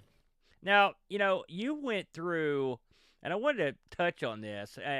You went a good while making steady, you don't know flags, and then there was gosh, was it a year? It was quite a gap in between. Yeah. Now, do you recall like why you stopped there? Was there a reason? And did you recall if you just considered stopping totally at that point, or have you ever just considered hanging it up? Aside from that, just like I've had enough, or this is enough output, or whatever reason you might have. Okay. So first of all, I stopped podcasting when I went back to get my master's degree. So I have heard an estimate that says and I've always been really good at school, like schoolwork and stuff. It just comes natural to me, Like a right? Like, geek. and it 100%, right? So I have heard a thing that says, like, in high school, like for each hour that you're in high school, you need to spend an hour at home working on that. And then in college, it's like 2 or 3 hours. But at a master's degree, they're like, it's got to be like 4 or 5 hours every hour that you spend in the classroom. You got to spend 4 or 5 hours like reading or writing or working on stuff. I was doing a course. I mean, it was a master's of professional writing. Like one semester, we had to write a book. We had to write a novel, in 9 weeks or whatever. So, or whatever, 18 weeks a semester. So, and I was taking 15 hours. Like I was taking a full-time master's. I mean, I was enrolled as a full-time student, which meant I was working 40 hours a week on my day job and then working 40 to 50 hours a week on classwork, plus being married with 2 kids, and it was just like, that was all I could fit on my plate. That was it. Yeah. And so, that was, I started school, I think in 2017, and I think I graduated in 2019 and, 2019. And I just kind of thought like, maybe the podcasting thing is done. I took the break and, you always get people that are like, "Oh, I miss your shows and this and that," but it's not like there's a line at my house like like the world goes on if I don't podcast. Yeah. But that was why I stopped, and then we had the COVID pandemic, and I remember feeling very lonely. And I remember feeling very depressed because technically on paper, I'm an introvert. I know that's hard for people to believe, but being an introvert and extrovert is not as much about, being able to talk and do things, but it's like, how do you recharge your batteries? That's what I've always heard, And at Boatfest, you probably didn't even notice this, but like the first Boatfest, like I had all my stuff set up. I was down there talking, shaking hands, kissing babies, whatever, doing the whole thing, right? And then at one point I was like, "Hey, I'll be right back." And I went up to the room and I took a power nap for like 45 minutes. Like I just like it's the noise, the people, it gets so much that I have to get away from it for a little bit. and then just kind of, and then once I come back, I'm like, I'm ready to go again, you know, and then, but, you know, there are people that like when they're in that zone, that's their happy place, you know, and it's mine for a little bit, but it's overwhelming, you know, and the ADHD and all that stuff, it all comes into play at the same time, right? Um, so, well, where was I going with that? You're endorsing power naps. Well, yeah, I think that's what it is. I'm still in power naps. Oh, but you know what? I completely lost. Coming back to making the podcast after you gave up and you Yeah, were yeah. Sorry, thank you. So, yeah, so the thing was is that like all of a sudden like we couldn't leave our house. We couldn't, you know what I mean? Like you couldn't, like they closed every restaurant. They, you know, it was all over. You know, my kid was a senior in high school and they had spring break and they never went back to school. That was it. Yeah. Like they had spring break and he just didn't go back to school. You know, it was crazy. And I found myself really listening to a lot of podcasts. That's also when I started watching a lot of YouTube and kind of got into the van life thing at that same time, was just because it was like hearing other people, you know, and I just had this moment where I thought, and this, like, I mean, it's not like not a real mental health thing. Although I mean, I've got some emails from people that have said, hey, you know, like really touching and personal emails that were like, hey, you helped me through a dark time, you know, but it hit me that what I was getting from that community, what I was getting from videos on YouTube, what I was getting from podcasts, and not just like random podcasts, but people that I, you know, when you say I know a podcaster, you know, you don't always, listeners, you don't always know a person, but you feel like you have a relationship, right? Like people I was familiar with. And I was getting some, like mental health, I was getting something from that. And it hit me one day that that I could also be giving that to somebody else. You know, that there might be somebody out there that's in that same kind of, you know, mental place where, you know, they just might be like wanting to listen to a voice, wanting to listen to somebody familiar.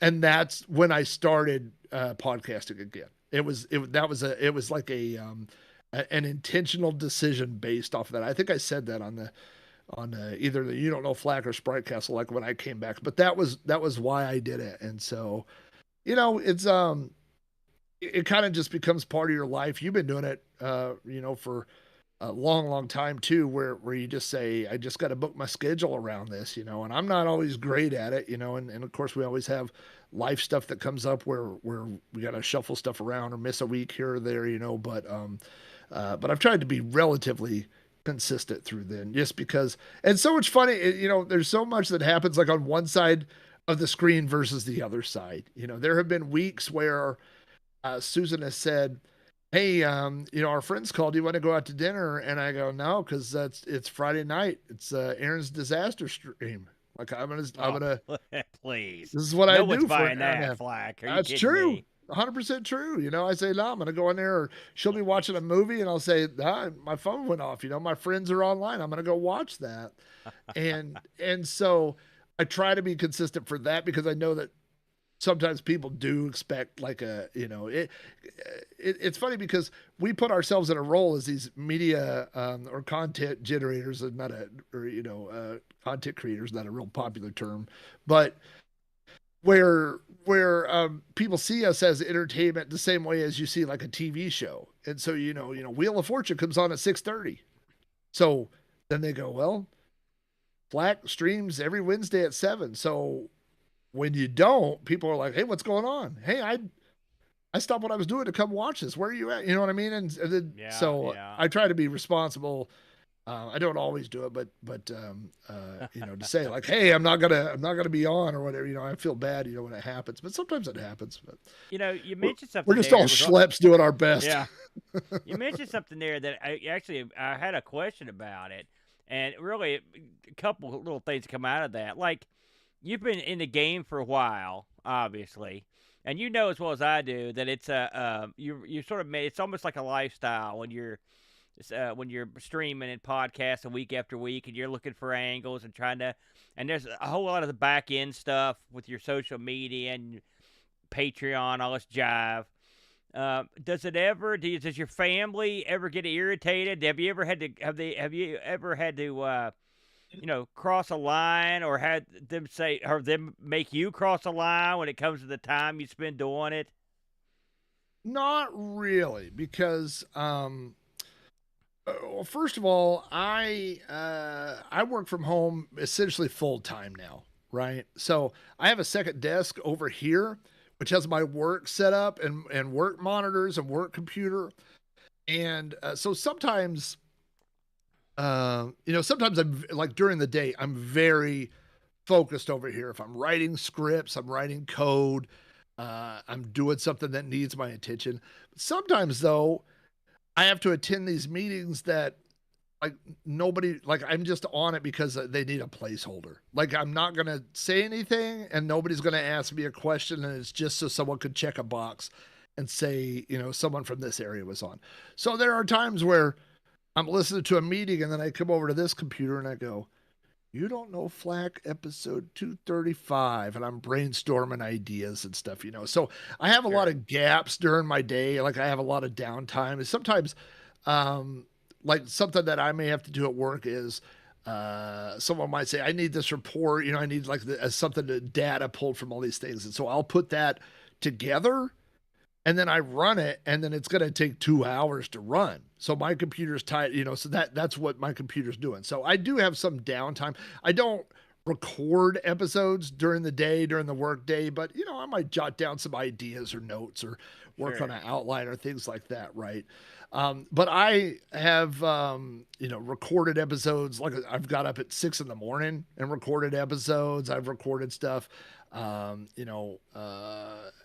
late at night or whatever. So again, that's what that one of those advantages of being a solo guy doing your show is that you can move that schedule around whenever you need to round. There are certain things, for a while, my wife, when my daughter was younger, she was doing Girl Scouts once a week, and they would go to Girl Scouts on Wednesdays from, like 5 to 9 or something like that. So I could do a podcast and stream, and they would come home and nobody would, you know what I mean? Like it just filled that time. So it hasn't really been a problem. We haven't really had any conflicts about it. Very good. Now, just to follow up a little bit. So here you are, and in some ways, we're in sort of a we have the podcasting group of families. We all, a lot of us, we don't know every podcaster and everyone that does videos in all the world, but we've got, I know Chris Edwards and Doug and Neil from RMC and Kim Justice. We know each other, and you know your crew, and you've got all the retros, all this. What is it like for you? Have you ever had anything weird happen when someone, say from work or maybe a family member outside your immediate family, found your show and caught it? And is that a funky experience for you when it happens? Has it happened often? Well, I had an experience when I was pretty young, where I had like written some stuff on the computer, like I was really mad at my parents or something, and I'd written something, and then like 2 days later they found it, which also meant they were going through my computer, you know. Oh Um, yeah, but my dad taught me pretty early on. He was like, "Don't put something in writing that you don't want the world to see." You know what I mean?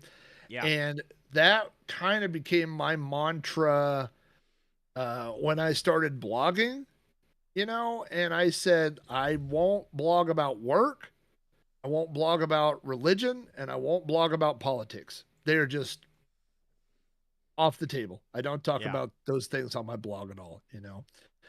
And so when I started podcasting, in episode number 2, it's pretty early for a boneheaded mistake.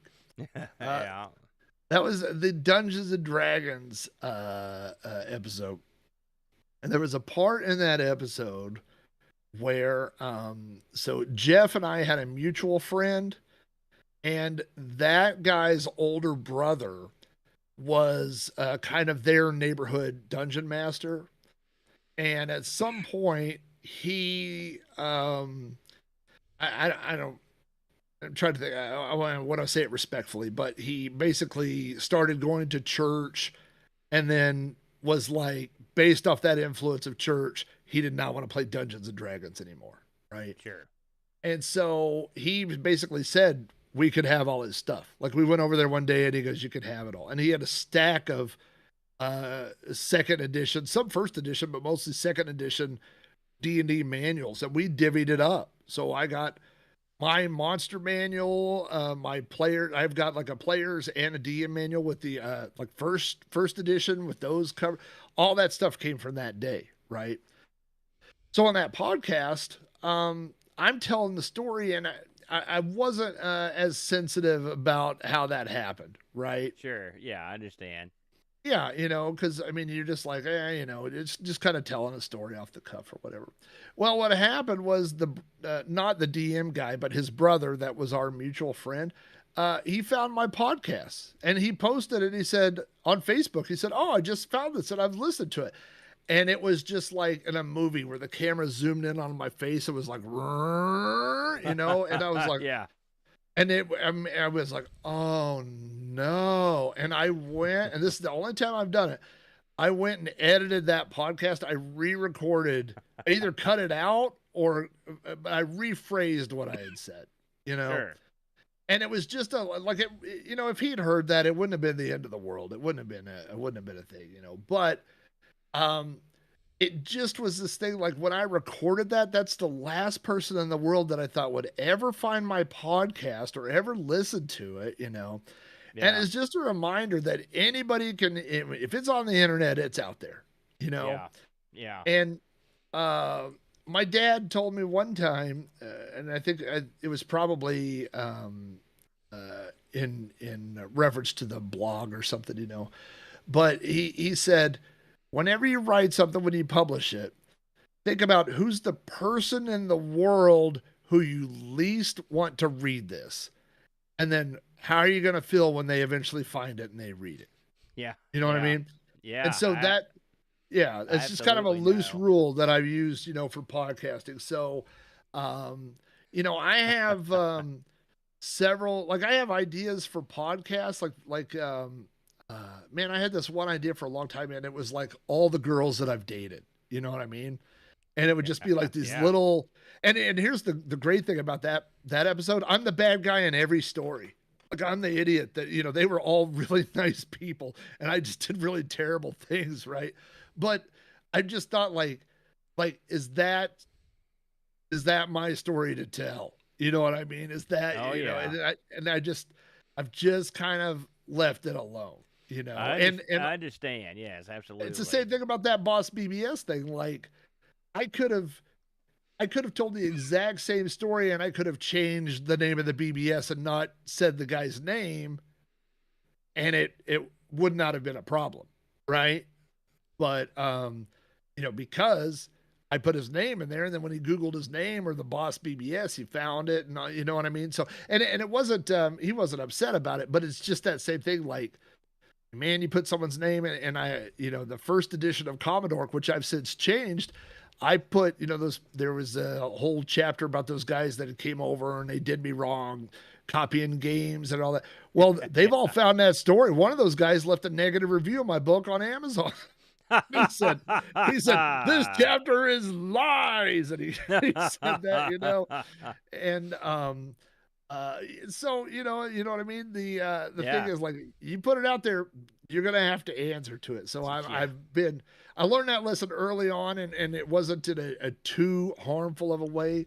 As far as, coworkers or family members, I haven't really had too much of that. I know that, I mean, this is one of the smartest things I ever did, and one of the dumbest things I ever did. And this is less about podcasting, although it's on there as well. But I mean, my website is robohara.com.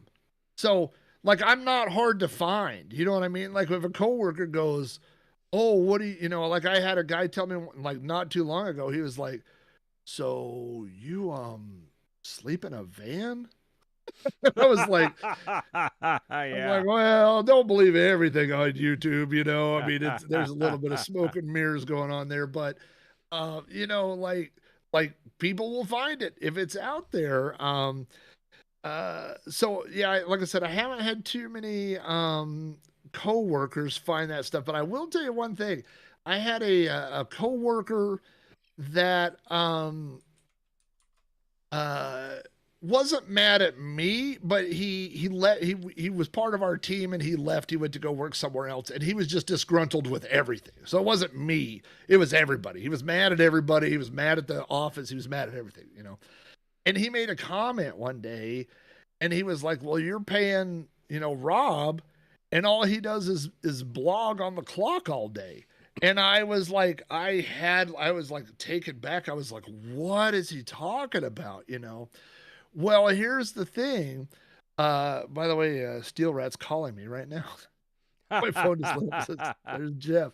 Um, but the um you know, for SEO, for search engine optimization, and there's all these different things. Like for YouTube, they say, hey, if you want people to see your video, you got to post it between 2 and 5 Central. That's the time, you know, or this or that. Yeah. Well, one of the things was they were saying like, hey, if you want your blogs to be read, you got to post them at 9 a.m. So I would write them days in advance, but I would schedule it on WordPress to go off at 9 a.m.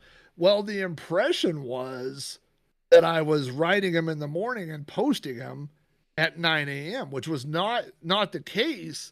And then I told my boss, I was like, hey, I'm not, you know, he was like, I don't care if you are, you know, like my boss is super cool.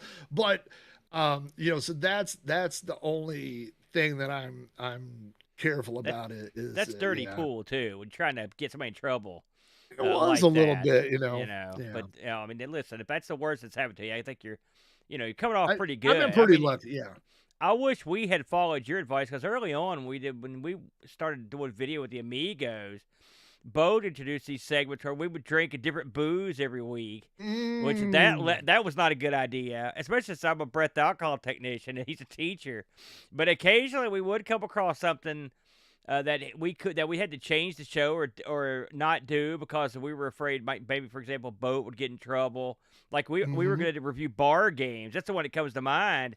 Oh And we just yeah, I had to remember that. we Yeah. had to kill bar games because Boat wasn't comfortable because of the idiotic pixelated topless nudity in it.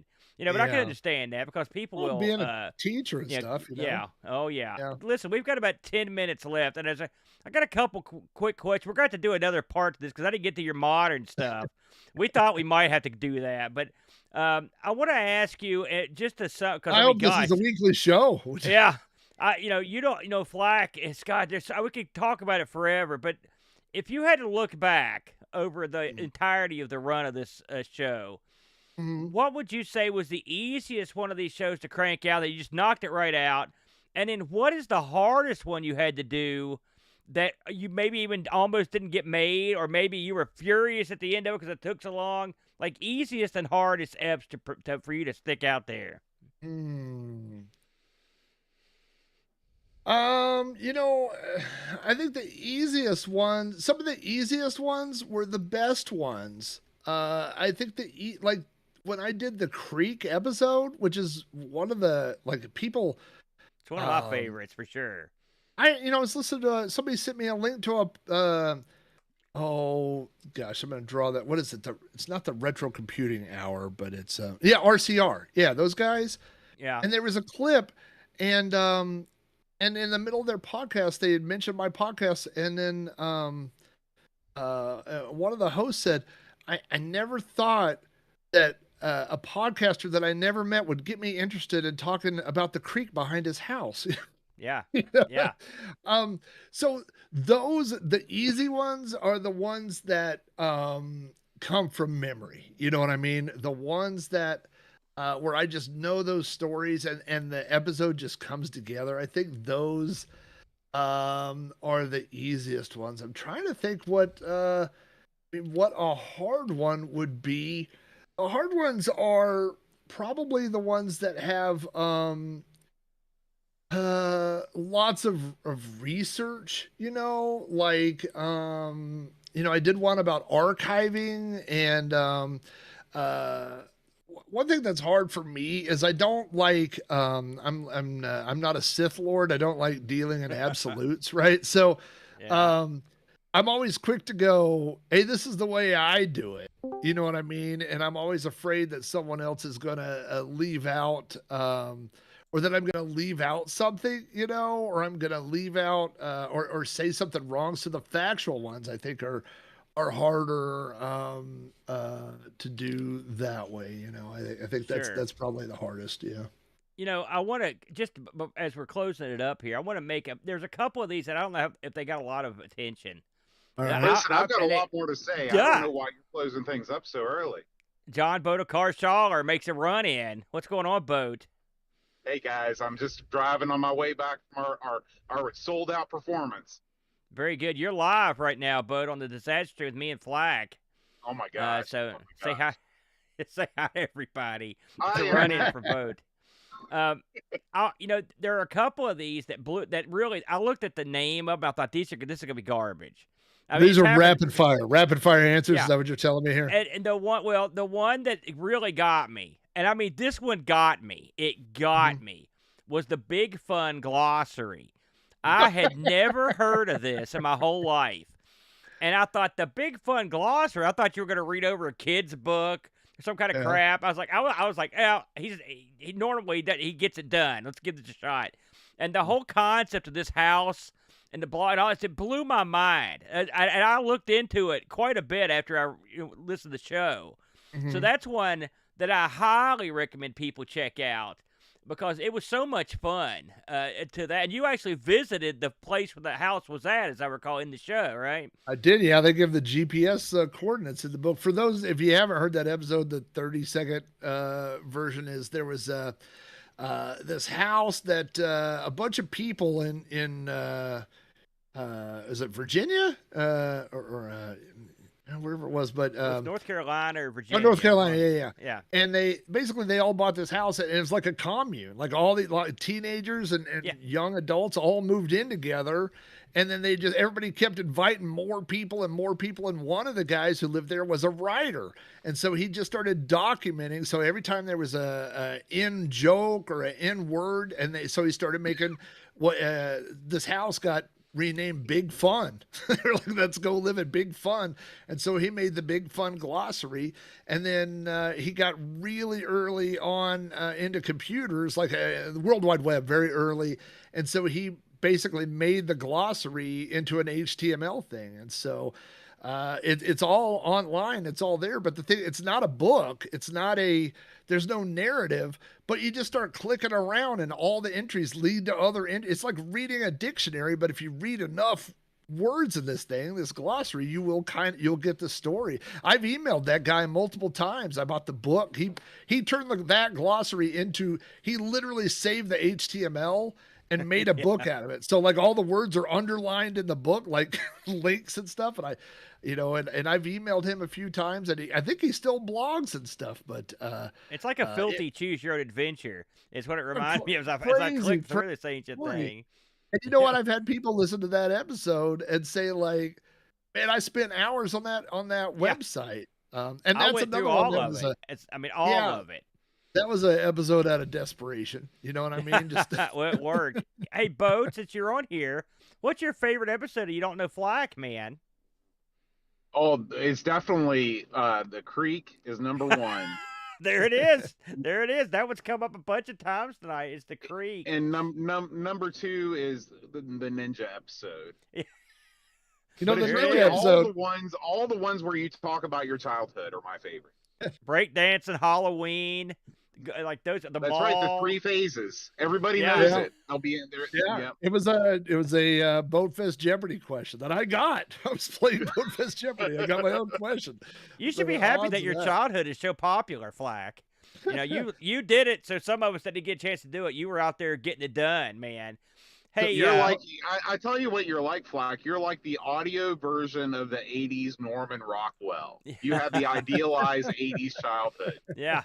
I had a great childhood. I tell my parents, like like we weren't rich, but it was like I always had a bicycle. I always had a skateboard. I had a computer. Like I had everything that I needed, and of course the video camera, which a lot of these things got archived in. I will say that, you know, a lot of people, the ninja episode is famous, not famous, but is most well known not because the ninja stuff, because I wanted to tell all my ninja stories, which is important, and I wanted to talk about the ninja movies, what was important. But I'm sure Boat remembers.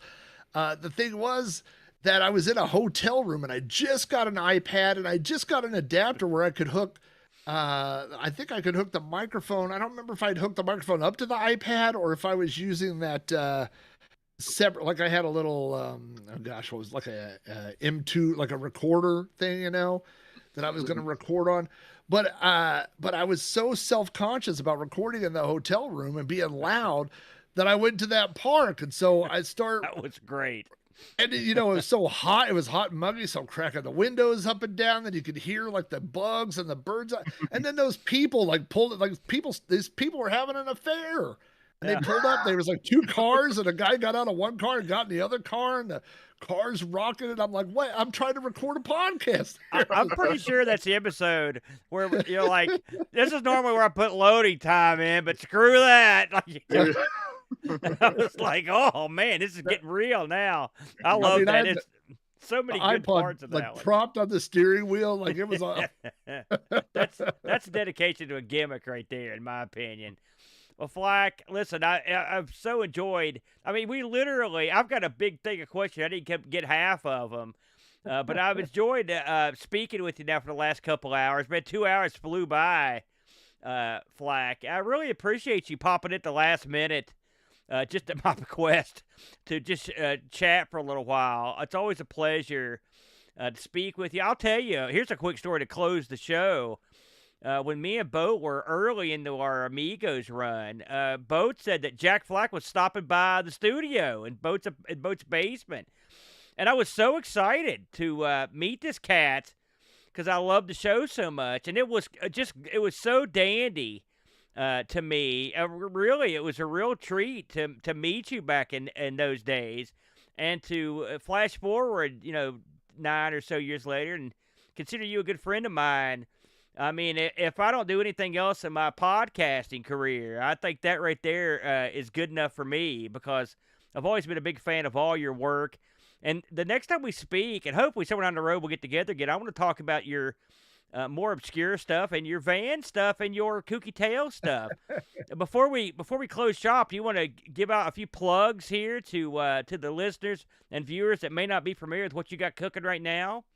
Well, the biggest thing for audio podcasts, you could go to podcast.robohara.com, and you'll find, that's where you can find information about Sprite Castle. You don't know Flack. I've got RSS feeds on that site, but of course all those podcasts go to Apple, iTunes, anywhere where you get your podcasts and stuff. So those are the main audio podcasts that I'm doing right now. I do a podcast with my wife called Kooky Tales Podcast, and really the genesis of that was, we wanted to do a podcast together. She and I wanted to do one together. She said she wanted to do it on YouTube. So I said, okay. So we've set up a little temporary studio. We've got mics and cameras and all that set up. But the whole gist of that is, like, I have a million crazy stories. Like, I know all these, UFO stories and weird stories about people. I mean, I just did the last episode we did was about a guy who married his computer, and then and another guy who married a virtual avatar, so, there's just all these crazy stories. And then I tell her, but also, the gimmick, if you will, is that my wife is one of the worst artists on the planet. Like, she is a terrible, like she one time I literally, one of the very few times I got so mad at her that we didn't talk for like a day was we went to a friend's house. We ended up playing Pictionary, and she was my partner. And I was like, what the hell are you drawing? Like, what is, it was terrible. It was awful. So, so throughout the show, I've got her set up with a little whiteboard, and she draws pictures of what I'm talking about and stuff. So that's been a lot of fun. Unfortunately, she's been out of town, out of the country for a couple weeks, so it's on hold until she gets back. But so Kooky Tales podcast, and that's on. You can find that on YouTube. Just look for Kooky Tales podcast, or same thing, iTunes. I think there's an Instagram account as well. And then the other thing, of course, like you mentioned, was Big Rob's Van, which is just the van life stuff. You know, it's not. It's just kind of a side thing that I'm interested in, is, you know, the camper van thing. Well, you know, my wife's been out of town. I've been doing like some little day trips and making some recordings and stuff like that. I got some other stuff. It's going to be in the 70s all next week, which is perfect weather. I found with the van life stuff, you know, there are people that live in their vans year round. And I've found I've got about a 15 to 20 degree temperature range that I will stay in the van, about about high 50s to high 70s. You know, when they say it's going to be 85, I'm out. I'm not. I'm a fair weather van. Yeah, but that's been fun. You know, I did want to say real quick that Boat knows the same, you know, like the peanut butter on a mousetrap. Like, he knows how to get me just like you do. I told him I was going to be in Washington, D.C. one time, and he said, "Hey, if you come by here, I'll interview you." And I went, "Great, I will drive 8 hours out of my way to be interviewed." So anytime I get to talk about myself, you know, that's always a good lure, right? But I had gone over there, and that was, you know, in the basement. I mean, in his house, when had the green screen on over the patio, you know. And the thing was, that was not a smart move. I just started listening to the Amigos, and I'd heard you talk about how you were driving and stuff, and so I knew Boat from Digital Press, and I was like, I think he does a podcast with a trucker. I don't really understand. Like, I think he's a truck driver or something. And then whenever you came in, I was like, oh, there's the trucker guy.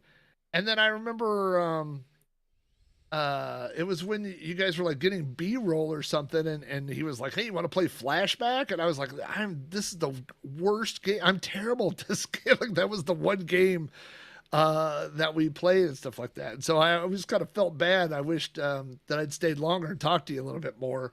But we've been able to reconnect in person a few times since then, and looking forward to Boatfest this summer. Driving out there, I'll be driving up there in Big Rob's van. So assuming that it makes it there and back. That's the big question for everybody involved. Trust me. So yeah, I'm looking forward to that. And yeah, you know, like I said, I'm like a mouse. I got a short memory, so all you got to do is put some peanut butter on the mousetrap again. I'll be right back licking it. So anytime you want to do this, I'm all in. I appreciate it. I would close a provocative closing line, if ever I've heard one.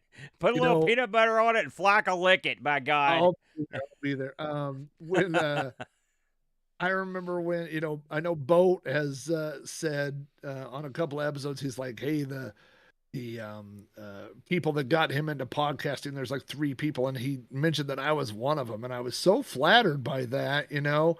And so when he said he wanted to interview me, I was like, you know, these guys, their show's not going anywhere. I'll throw them a bone. I'll come be on the show, you know. And now you guys is like 100 times bigger than all my shows combined, and I'm so happy for you guys. You guys, you know, it's the consistency. It's the you know, you and the Brent doing that stuff, you and Boat doing the other stuff, but you guys are the big stars. So I appreciate you just taking the time. The check's in the mail, Flack. Oh, well. I hope you'll take it out of state, 2-party post-dated check. Don't number it 0001. You gotta name it number 500. I won't take it. There you go. Hey, listen. Thanks again, Flack. Thanks everybody in the chat who put up with our late arrival and a little bit of flakiness on the video, but we got it in, brother. I really enjoyed it, and we'll catch you next week for another disaster. Lord knows what's next on the docket. Until then, have a good weekend, and we'll catch you on the flip side. Adios.